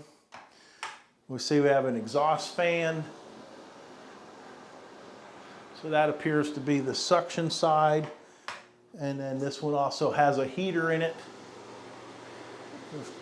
Give that a second. We'll check the temperature on that. So I come in a bathroom, I'll turn on all the hot water first. You know, sometimes in older houses, the hot water can take a minute or two to travel all the way across the house. We'll come over here and flush a commode. Make sure the commode is tight. Take a look inside. There's a nice clean tank. There's no buildup, mineral deposits or anything like that. During this, we watch this and make sure that the float turns off, that type of stuff. When I turn all the fixtures on like this, it allows me to do a couple different things. I can verify that I have adequate water pressure to operate more than, or at least 2 fixtures at one time. I can feel now that I'm starting to get warm water here. The heater has been running, so because it's hot out, I'm going to take a quick temperature reading. About 120 degrees already. 158. So The low electric heater there is working well. We'll go ahead and turn that off. This bathroom's going to get hot quick with the hot water running. So we just want to make sure that you do get hot water with each fixture, then you can turn it to the cold and the hot should run off pretty quickly. Sometimes it takes a second. Now that water's turned cold, the hot water. Just kind of validating that the fixture does what it's supposed to do. And now we got nice cool water coming out here. In this case, I'll let that run for just a minute. Here we're also going to check the drain assemblies. So does the drain stopper in here, does it do what it's supposed to do? So we can lift it and close it, and it holds water. Open it back up. So I usually let these things fill up with water for just a second. Kind of a dual way of testing the drains. One is, can it handle the flow? The other one, when you put a larger amount of water into it, does it create any other kind of problem? So then we also want to actually look at the physical drain underneath the house here. We can see we've got a plastic drain that ties back into a copper pipe. We got water shut-off valves, so there's no obvious water stains or leaks there at the present time. Same thing here.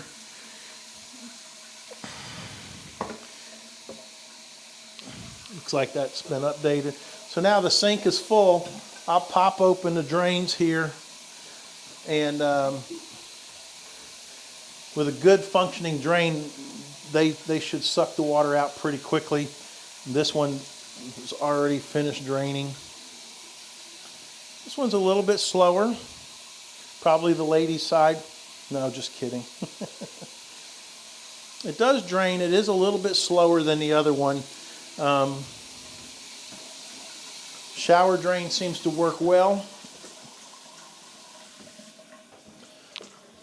Our toilet valve filled all the way up and shut the water off, so it's not overflowing the internals of the tank. So that's looks like everything there is working well. We'll check it double one more time. So the other thing we look for here in the shower, just are there any obvious cracks and things like that we would have a problem with? And the grouting and everything there looks pretty good. So I'm going to fill this one up one more time and see if it does the same thing again. And I might just make a note that probably the drain trap needs to be cleaned, because this drain didn't have a problem, and these are probably tied into the same vent stack someplace. The shower and the toilet appear to be working properly, so if there is a slow drain, it's probably isolated to the trap.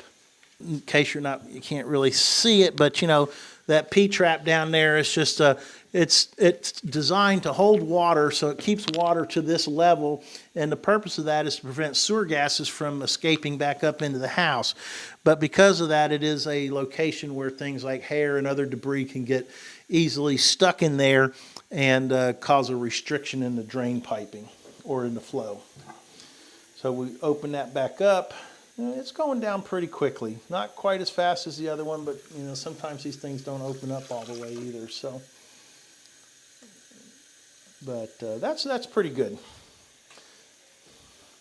Not enough of a problem to call it out. So sometimes what I find when I do these, if I run enough hot water, I actually end up cleaning out whatever little debris they may have had in there. So sometimes you do the homeowner a favor when you do your inspection and proper testing, and then I'll just take a picture of the floor and the ceiling. We don't see any cracks in the floor or the ceiling or the walls, so the thing looks pretty good. Doors are plumb and square. It's clean around the air conditioning vents. Generally, when you walk through this home, when you're doing inspections, if there's slope or pitch in the floor, once you've been doing these things for 5 or 6 years, you'll usually pick up on any of that as you walk through a room. You go, oh, I feel like I'm going downhill or something, and then you can pull out your little level and kind of spot check things, and you'll see you're within the bubble there. You can put it on a window over here or something like that. Just kind of give yourself and see that you're inside the bubble there. So, you know, things in here are generally level and square.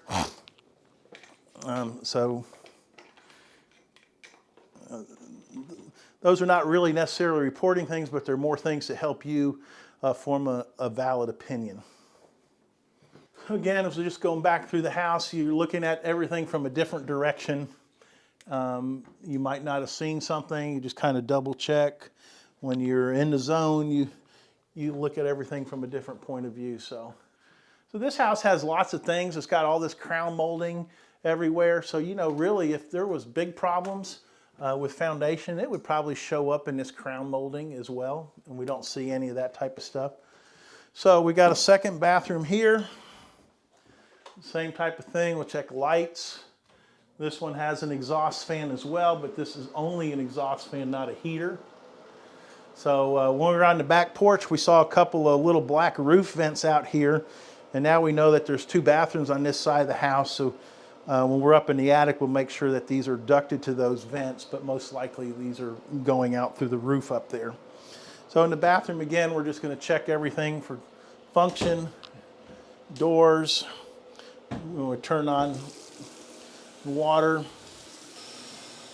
Make sure your commode is tight. It's got a little bit of a wiggle to it. It's more of a front to back, so probably the little indulation in the floor. So I might recommend a shim underneath this commode, either the front or the back, so it doesn't move like that. I'll show you again. It's got just a little bit of wiggle front to back. It doesn't turn sideways, so the bolts are nice and tight, but the floor is just off a little bit. Again, we're look at all those things, you know, internally. The tank is nice and clean. Got good water pressure. We'll watch the float, make sure it fills up. So this is the float. That's the flapper that opens up. This is a dual tank, so now the water's shut off, so the float has done what it's supposed to do. You usually just check everything twice, but water runs down quickly. So we got water pressure. We're running 3 fixtures at one time, so that's a good thing. In most cases, that's going to be considered adequate water pressure. This has a manual diverter for a shower, so you want to make sure that that works. So we turn it up, lift it up, it shuts most of the water off here. Might be leaking a little bit.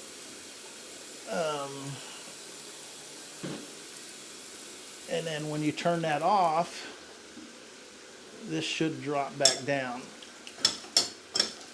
Sometimes it takes a minute for the water pressure to release that. Usually, let's give it a second, see if it'll drop itself. I see them take 4 or 5 minutes sometimes to pop down like that. We'll notice that this tub does not have a drain stopper. So there may be an opportunity here for this diverter to be worked on.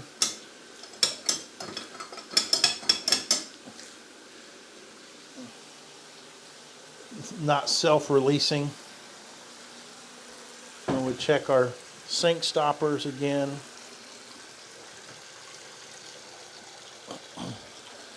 While they're doing that, take a look underneath here, see what the drain looks like. We got water shut-off valves, copper gas water lines, P-trap. You know, the base of the cabinet looks pretty good. There's a little swollen spot back there. It's not a current water stain, but you know, older houses like that, it's not unusual to find things like that. So we're going to watch and see if these drains go. They're dropping pretty quickly, so we've got a nice swirl in there. Usually tells you that you're getting good air behind it and water's draining off pretty quickly. This one's steadily going down, same type of thing.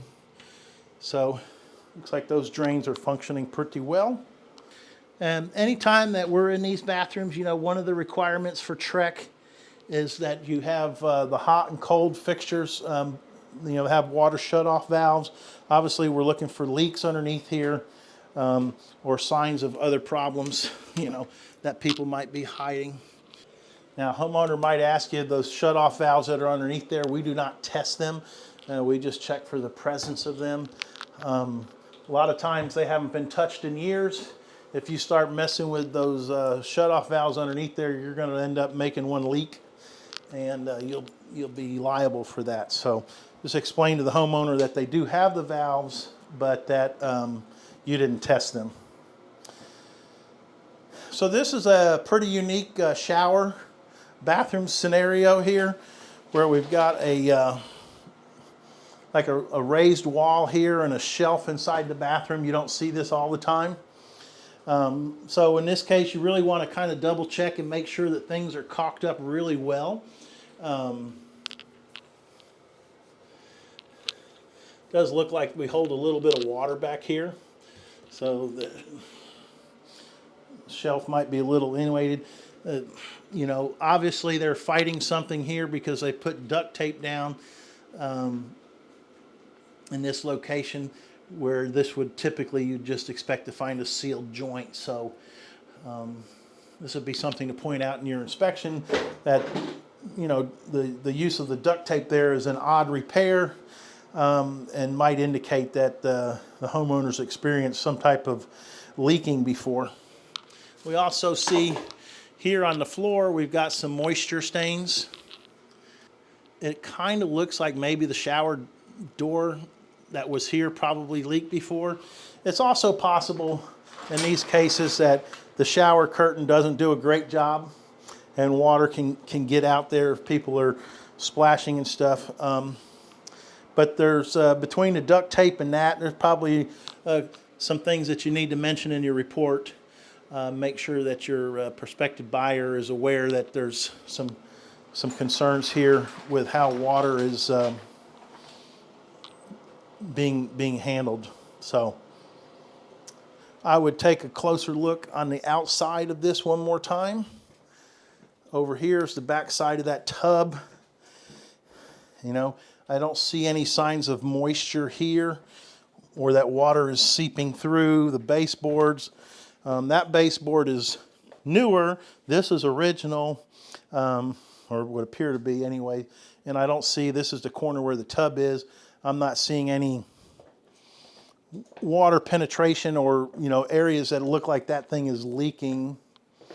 So I would probably just take a picture of this for validation and explain that you saw a couple anomalies around the shower door, but you didn't see any evidence that it was spreading to the rest of the house at this time. So they can figure out the best way to address that, either a better shower curtain or replacing the shower door, or they may want to remodel this, since this is clearly a 70s or 80s style device here.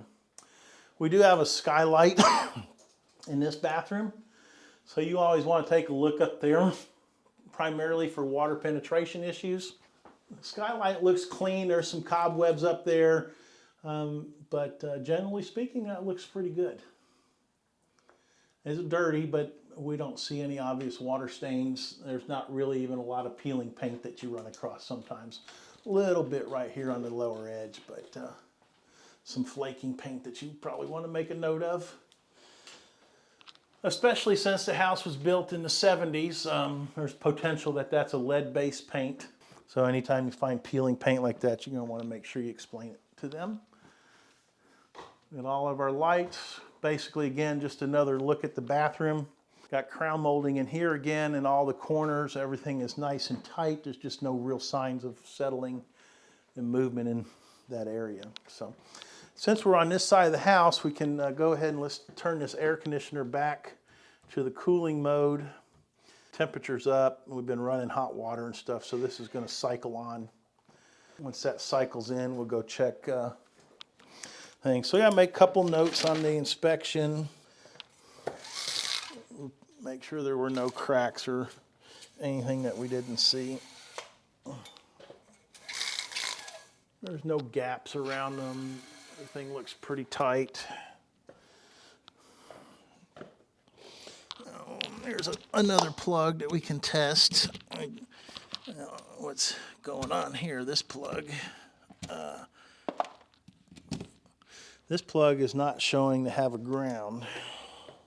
So when we put our tester in here, we can see that we only have one light in the center.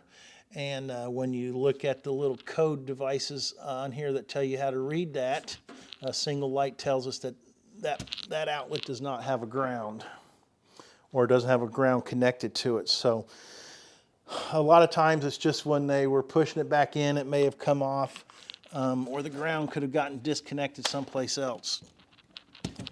But either way, that's something that needs to be reported. Just before I look at the fireplace, to kind of take a quick look at the ceiling and the rest of the walls in this big room. We do see a real fine drywall crack right here. Hard to say. It's just pointed out, make a note of it in your report, minor settling crack. There doesn't appear to be any correlating issues at this time, but no ceiling cracks or anything like that. We'll just make a note of that one in the report. It looks like it's probably just a stress crack from an old house. So we saw these windows in the front. They were what we call non-operable windows.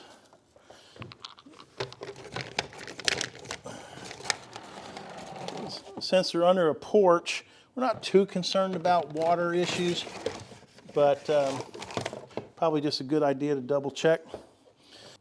You know, this cedar can be real misleading. You do see some staining here.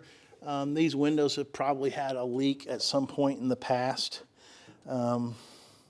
Maybe when they're washing the house or doing something like that. It's pretty far under the porch to actually be a constant water intrusion issue, so it's probably got more to do with people doing work.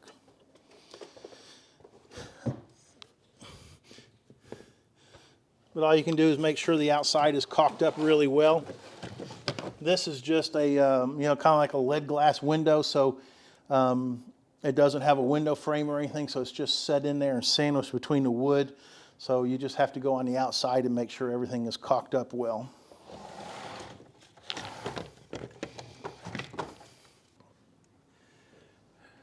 Now, most likely in this particular ceiling, this beam is probably structural, but these ones coming down the side are probably decorative.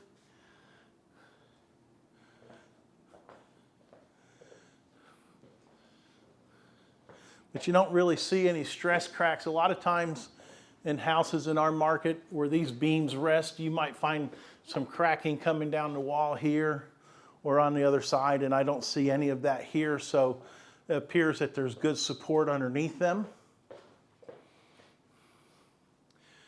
You can do some recaulking up there. It looks like maybe the board twisted or warped a little bit.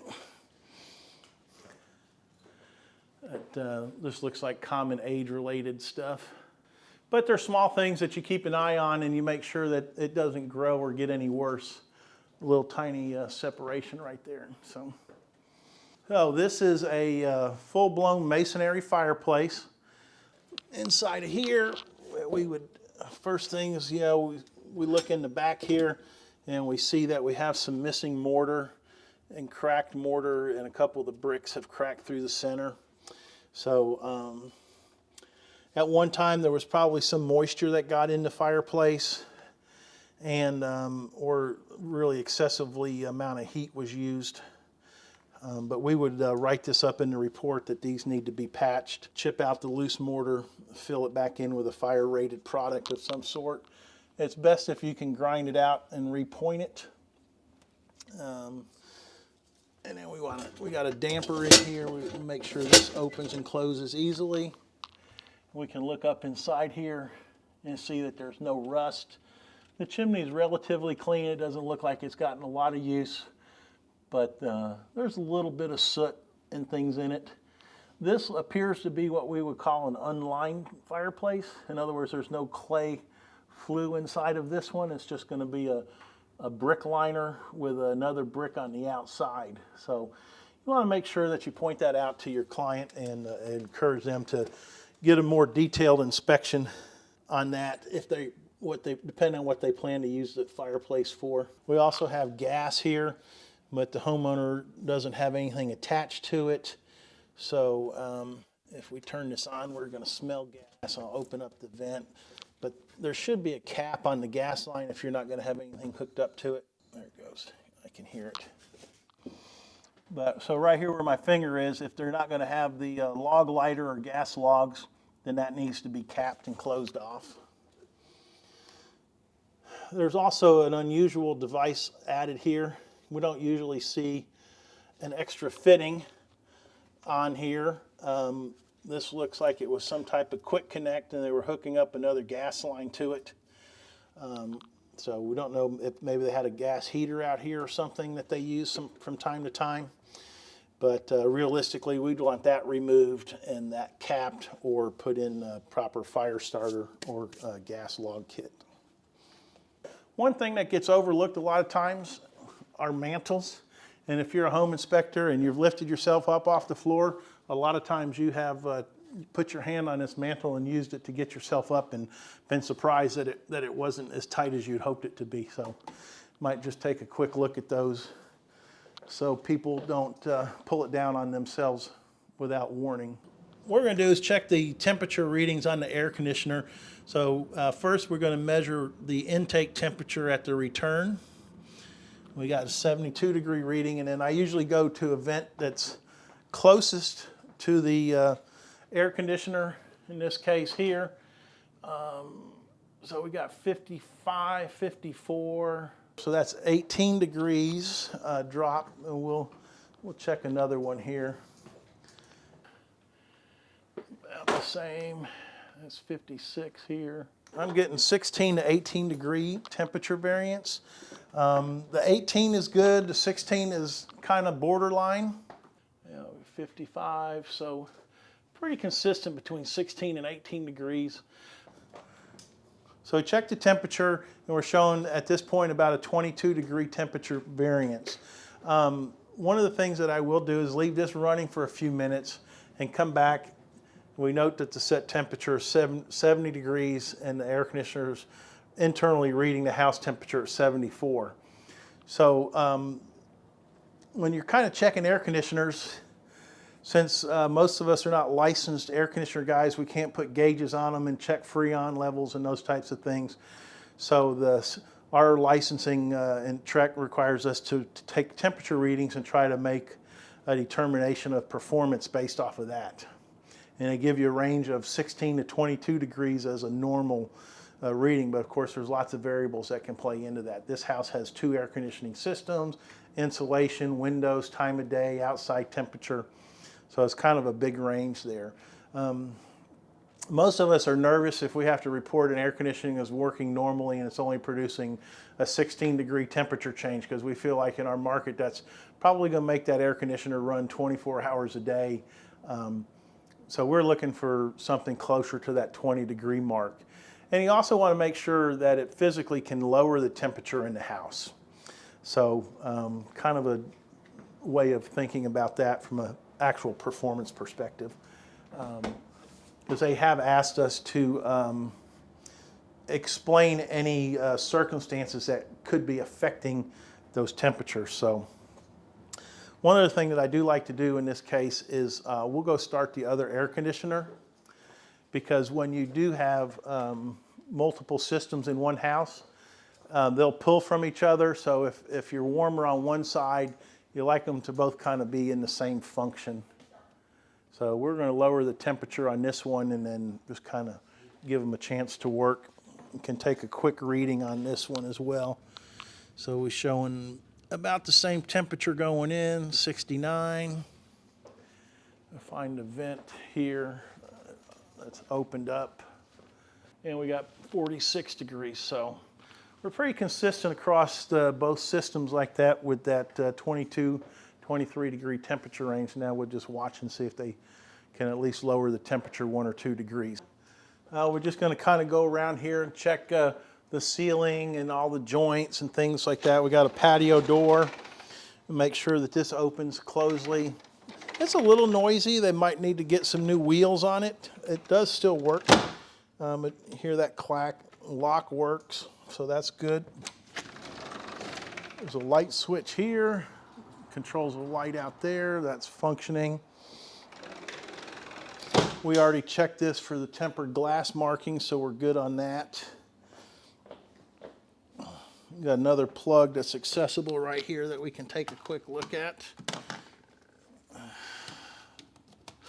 So again, we got a grounded plug. That looks good. This particular outlet does not have the tamper resistant type little shutters in it. So under the Trek standards, we have to tell them that some of the outlets do not have tamper resistant receptacles. You might notice in the ceiling right here, it looks like we have some deflection. This beam, or at least in the ceiling, I'm not sure that I would call that a beam. That's probably more of a coffered ceiling design. So we can see that there's pitch in that. And over here on the side, this is 91¼ inches. And here in the center, we're at 89¼ So there's about a 2-inch drop in that space there.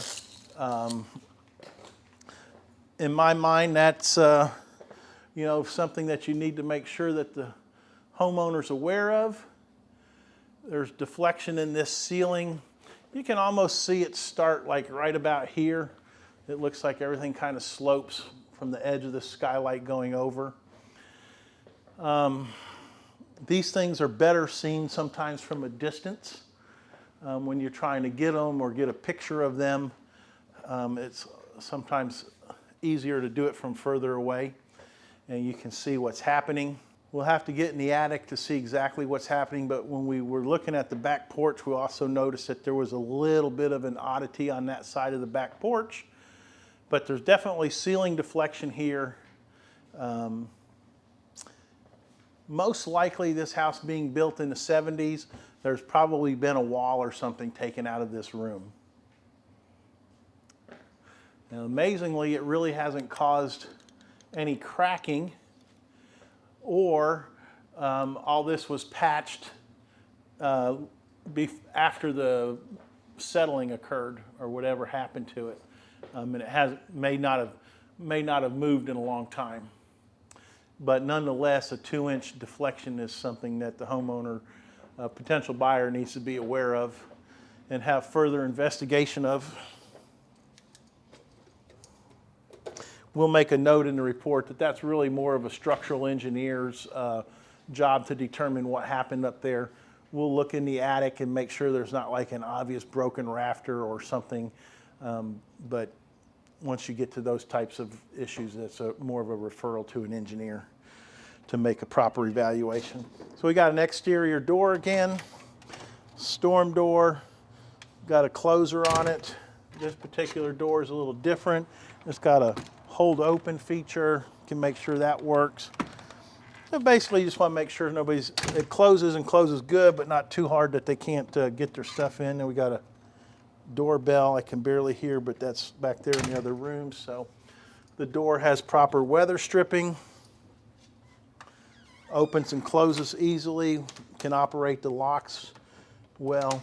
So that looks pretty good. Now, when we were outside the house, we were a little concerned about the drainage on this side of the house. So we can look along the baseboards here for any signs of moisture intrusion.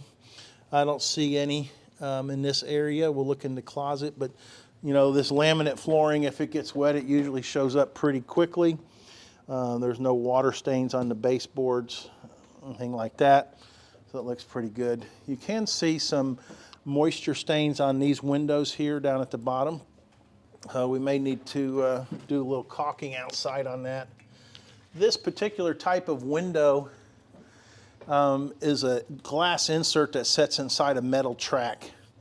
And a lot of times over time, the caulking, the sealant that's used to glue that together or to make that window pane set inside the track just gets dry and cracks, and you basically got to kind of take them out and reset them and redo the caulking. make sure that stays watertight. But we'll put that in the report that there's some penetration around that window. Again, we got a couple more doors. We can see the doors square, the door latches. Unfortunately, this closet is probably too full to really get a good look inside. So, I can't really tell anything in there. Only thing I would tell you that you can just make a note that this closet was inaccessible. But often if there is a moisture problem, you can also smell it. That's not necessarily a reason to tell them that they don't have a problem, but if you were to smell a strong mildewy or moisture odor, you could tell them, hey, I really feel like we need to take a closer look at that, and maybe we get the homeowner to move things. We got another bathroom over here. This is a half bathroom. Got a light, another exhaust fan, works, commode, that's tight. Make sure that flushes. And internal again, everything, all the commode stuff looks really good in this house, nice and clean. Run the sink, make sure we get hot water.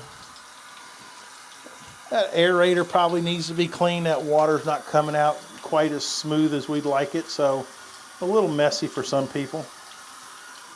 We've got hot water. Check our drain again. Well, got a lot of stuff in here. So at least we can see the drain in here. That looks good. It's not leaking there. Oh, it goes back over there. Let me just... So we got shut-off valves, we got a drain that goes over, everything looks pretty good and clean in there. Oh, I'll turn, and then we'll check and make sure that that drain works good. That's draining pretty rapidly, so that looks good. Really like to see that little whirlpool and this water moves down quickly. Means we got good air movement, the vent's not clogged up, the drain doesn't seem to have a restriction. We got another closet back here we need to look in.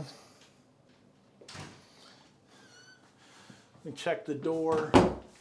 So the reveal's pretty good, but we do see that there's a small crack over this doorway as well. But everything seems to work the way it's supposed to. Some minor settling. We do also have floor tiles in here, which can be an indicator. Sometimes you're looking at this and go, gosh, there's a crack, but the floor tiles haven't cracked and the crown molding's not separated. So there's something happening in the house, but pretty typical old age stuff. Could be drainage related over here. If there's water accumulation, you get some fluctuations in the soil, makes it seek up and down. So just got good water, it fills it up quickly. And make sure the shut-off valve turns it off. And the fill valve. And you can hear the water stop and the flow good, so that's functioning properly.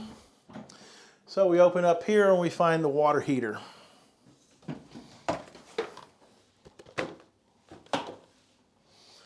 So there's a lot going on here. As an inspector, there's a lot of things that jump out at you really quickly. You might want to get a look from this side.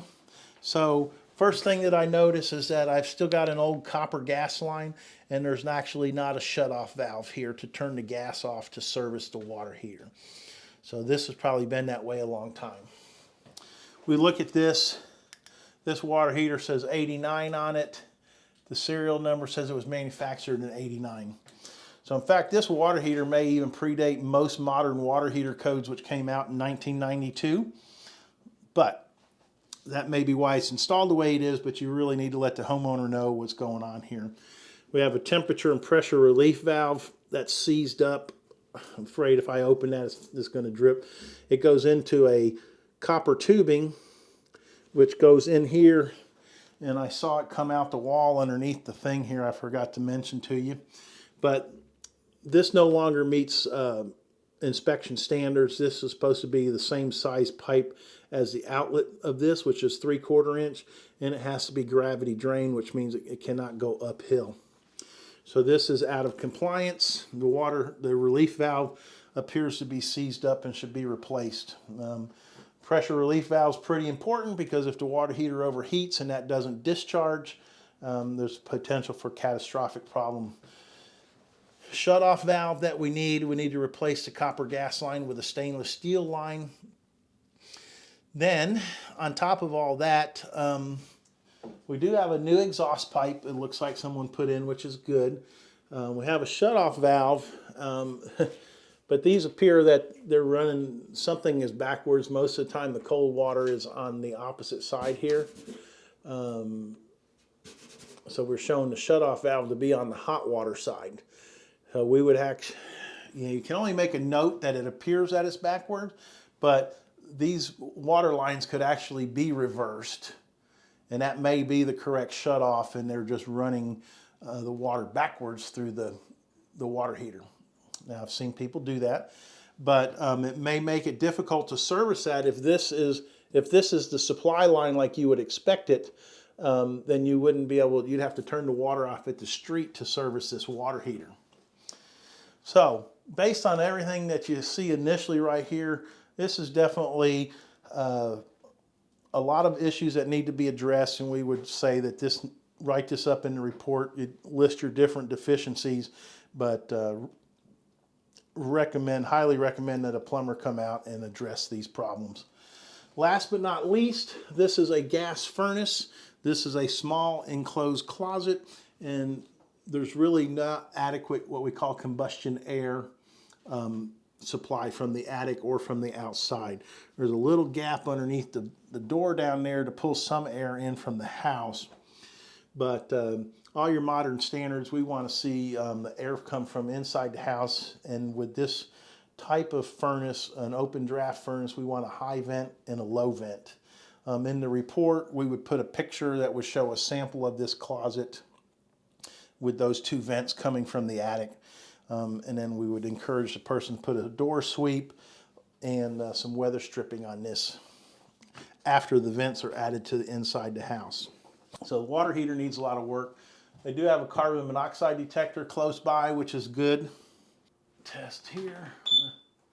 It's checking out okay at the present time. So the only other thing that I see in this closet, if you look in the back here, there's another gas line here, this yellow gas line. This is called CSST gas line. It's corrugated stainless steel. Again, there's not a shut-off valve here. I know where this line goes over to a gas dryer, and it was added after. So anyways, but when we have CSST gas line in the house, the gas line has to be bonded back to the electrical system. So that can be done a couple of different ways. There's a separate ground wire that can be added to this, but we would refer that to an electrician. You can put a sample picture in your report, but you're going to want to state that you found CSST type gas line that was not properly bonded. And we have lack of shutoff valves. So quite a few things going on right here with this water heater. All right, so now we're going to run into the kitchen. Obviously, one of the first things we're always checking in the kitchen are, do we have GFCI plugs? So that one turned off, turn back on, reset it for all your kitchen countertop outlets. So that's quite a few outlets in this here. So we got another one here that turned off something back here. Reset that one. There's another plug here that reset. We got more plugs over here and one here. So that's those. So on receptacles, you know, when you test these, some of these are in series. Might notice that this particular plug doesn't actually have a GFCI button in it like this, but it is protected in the series. When we trip this GFCI, you can see that it turns the power off to this receptacle. So the plug is properly GFCI protected, even though it doesn't have its own individual receptacle. And we would do the same thing here.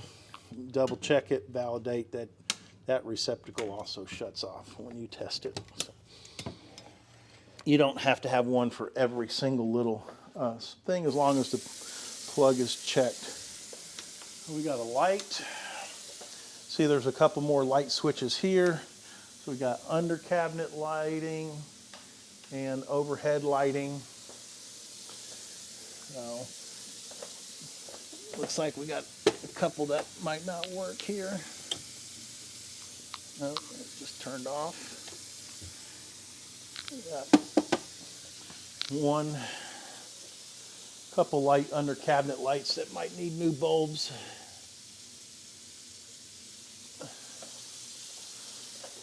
So we can make a note of that. So we got water, checking we got hot water already. We'll let that run on both sides a little bit. Take a look underneath the sink here. This is an adjustable fixture, a spray in a shower. It also has these retractable stems. You want to make sure that that goes back up inside there nice and easy like that.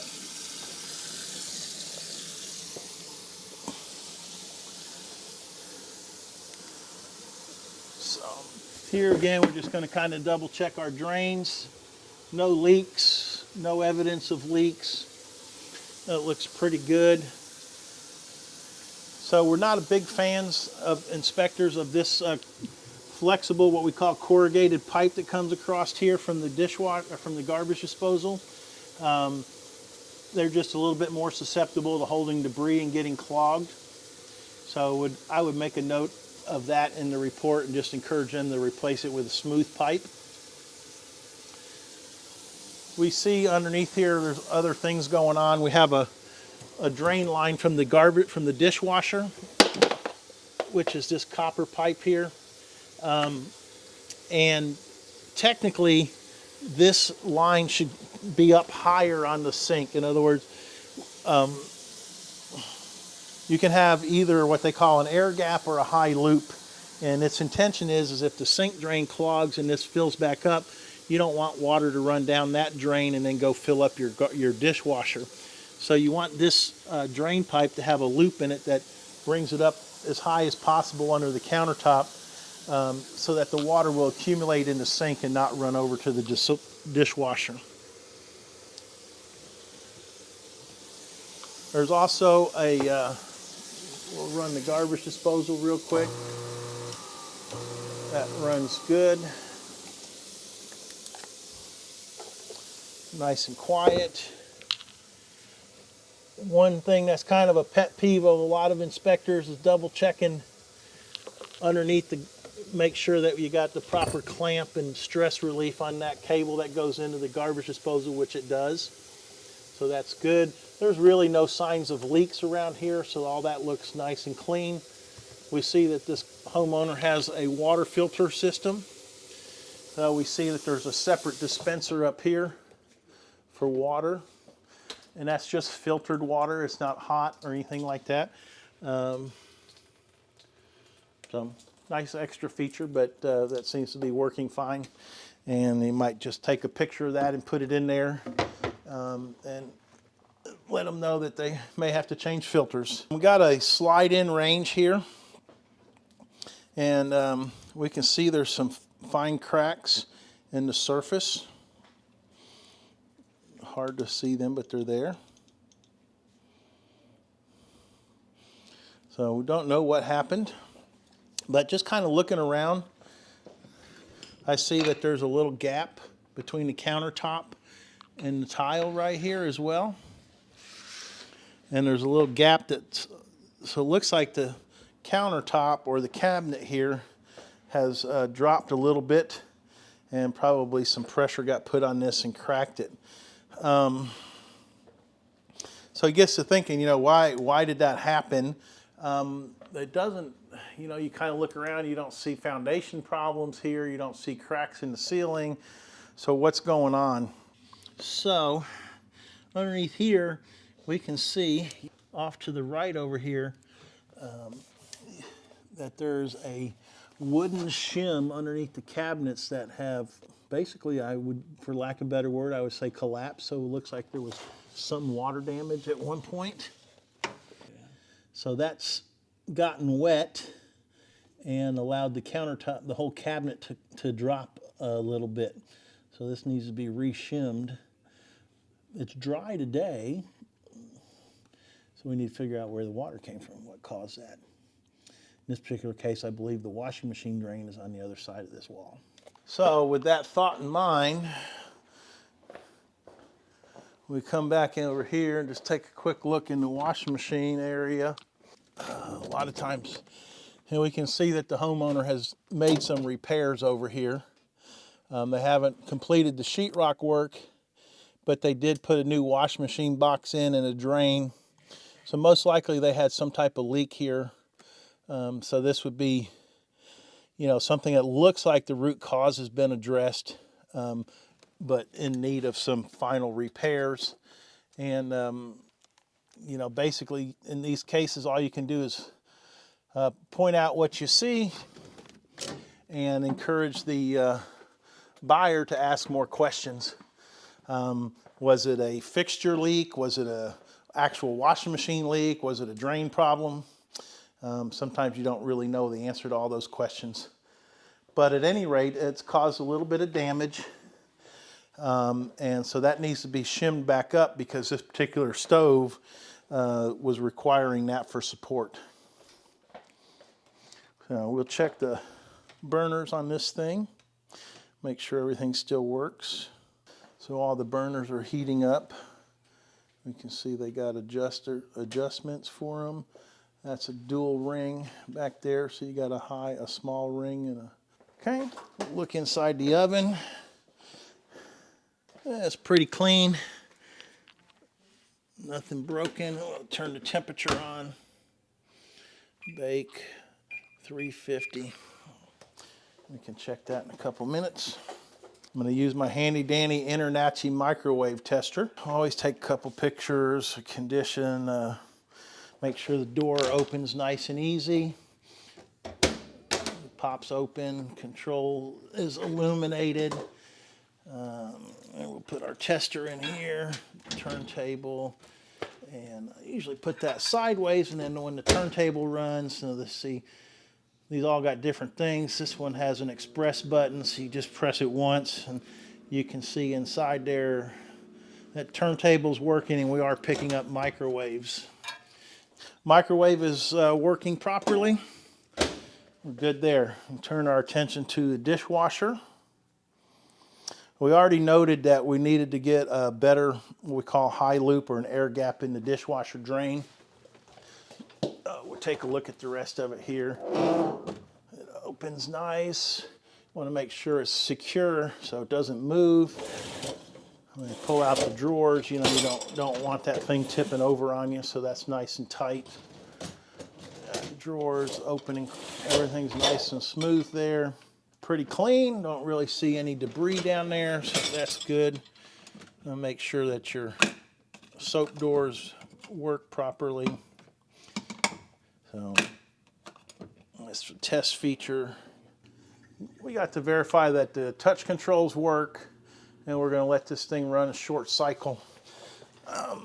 And we'll check back with that in a minute. So, you know, just a few other things while I'm in the kitchen. I usually will quickly open and close drawers. I'm not taking inventory. I'm just kind of making sure that we don't have something that's going to fall out and land on somebody's foot. So we got here, here, here. That's good. This is a faux cabinet. This one, these are not real, so that's okay. Yeah, it's kind of a cursory check, make sure that things are doing what they're supposed to be doing. It's a little outside most of our inspection standards, but it's a nice courtesy to do. This home also has a couple interesting cabinets that have slide outs like this.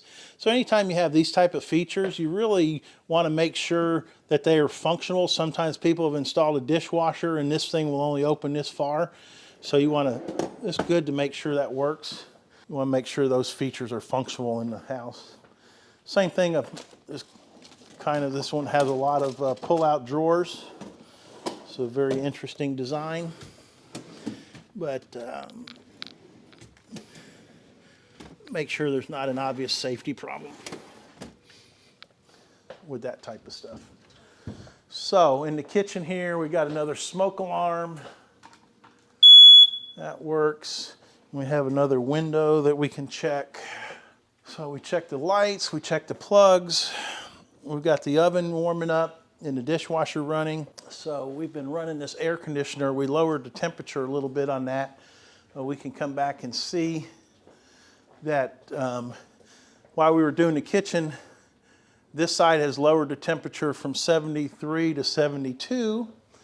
And we'll go take a quick look at that other one as well. So this has also lowered it from 74 to 73. So this one has a humidity reading on it, which is 49%, which is really good. Anything under 50 is usually deemed a good humidity level. So at this point, I feel comfortable that the air conditioners are working properly. We're going to check in the attic here. This one has a stairwell or pull down stairs. This is a metal stair, which is good. We can see that there's some lag bolts there in the frame and there. So, and over here in the corner, so it looks like that's properly secured.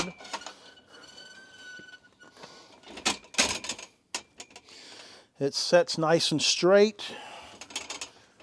Looks pretty good. So we can proceed with that. So we're going to enter the attic and turn on the light. So you get up in the attic, there's lots of things to look at. You know, we've got the air conditioning ductwork here. It's an insulated plenum. The ducts look like they're supported here. The furnace vent pipe is over there. A little close to the roof deck. I like to have a 1-inch space there. We got about 3/4 of an inch. So might see if there could be an adjustment made for that. You can see our rafters got collar ties up here. This homeowner has a lot of storage and he may not be able to get to that part of the attic. We see we got traditional bracing. So we can see that there's a single 2x12 stretched across the garage. We saw a little light crack in the ceiling. And this 2x is connecting, holding up the rafters and the roof support there. So there's probably a little grandfathering of age in that with the gravity pulling down. Most houses now we would at least put a laminated beam or used at least a double 2x12. So pretty typical issue. Houses built in the 60s and 70s where these large spans were under supported. You can also see a little bow in the roof line up here, which is probably all related to the sag we saw all over the garage door as well. So there are some walking paths in this attic, which is nice. We don't usually get that. There's a gable vent there, so you want to look at that and make sure that the screen is in good shape. We can see a bathroom vent here that comes from the front, so that looks like that's the bathroom vent is properly vented out. The ductwork here looks like it's been updated. This does not appear to be the original. With this house, it's all strapped up, supported. Looks pretty good. This is the water heater vent pipe. It comes up through the attic. It's got a support there. It's got support here, goes up through the roof there. It's not touching the wood. We got not quite an inch there, which is ideal, but we'd like to see a full inch of clearance. So that opening around that vent pipe should be a little bit bigger. Cut the plywood out a little bit further. We can see that there is a beam installed in this house. It's a modern beam that's over the kitchen, so it's on the other side of the skylight, which is the opposite side of where we saw the sagging in the roof, which is where I'm standing now. So I'm going to walk this way. We'll look backwards from the skylight and see if we can figure out what's going on. So this is the area where we saw the sagging in the ceiling downstairs. And basically what it looks like is that the joist right here are probably running way too long of a span. So most likely there was a wall taken out, and they did not properly re-support. 1, 2, 3, maybe 4 ceiling joists here are running more than 20 feet without a support. As you move back this way, there's a wall over there where you came up into the attic, and then there's a wall over here at the utility room. So these are running about 16 feet, which is still a stretch. And we can see that this roof bracing here, the diagonally that runs down here, is also putting a load on these beams. And then we also see that this bracing right here is also coming back down to this ceiling joist that is extended further than what we talked about earlier. So it looks like there's been some repairs made. There's a structural addition there, over there to reinforce that part of the roof, which is good. But nothing's been done to address the ceiling deflection here. If you move through it, we can look down across here. We can see bracing across the family room, 2x12 supported up. Looks like a lot of new work has been done here. Again, you know, without the knowledge of an engineer, we can just point out that there's been improvements made, and they appear satisfactory. We didn't notice any significant deflection in the roof over this area. So we can be pretty comfortable with that comment there. But, you know, somebody has come in and done this work, which means there was a problem in the past. So, but a lot of these things, that's the way these houses were built, and they just require some people to do some improvements to get them up there. You know, the insulation is pretty good. Like I said, one time they blew in some stuff and we got it up to about 10 inches. And you can see some worked areas where it's been matted back down, and traffic areas where the insulation levels have dropped back below typical standards. So probably need to make a recommendation to add more insulation and improve that as well. I'm going to walk across the rest of the attic because we did want to look at why we were getting so many bugs in those solar tubes, and also make sure that we didn't have any framing separations from that crack on the other side of the house. So we see the other furnace and plenum here, well insulated. Some of the ductwork is not supported on this side. Our furnace vent pipe has been replaced at some point, comes up. Those clearances look pretty good on that one. Our solar tube here, we can see that there's a compromise here in the taping, and the thing is offset a little bit. So this joint needs to be repaired in the solar tube. That's why all those bugs were getting in it. As we look up here, kind of look across, more insulation, look back the other way. And there's the other tube there. Bathroom vent goes up. We found those vents outside. We can validate that vents. Those are good. The bathroom vents are properly vented. We can see this area here needs more insulation, as we can see the tops of the ceiling joist. Here's a unique item. This home has, this product's called an air scrubber, which is an ultraviolet light that sets inside of the plenum here. And it's called a certified space technology. And basically, those ultraviolet lights, they kill viruses, germs, and other things, and they help keep your coils clean and disinfect the air. Generally speaking, the The framing up here on this end of the house looks pretty tight. We got horizontal purlings and they're supported every 4 feet.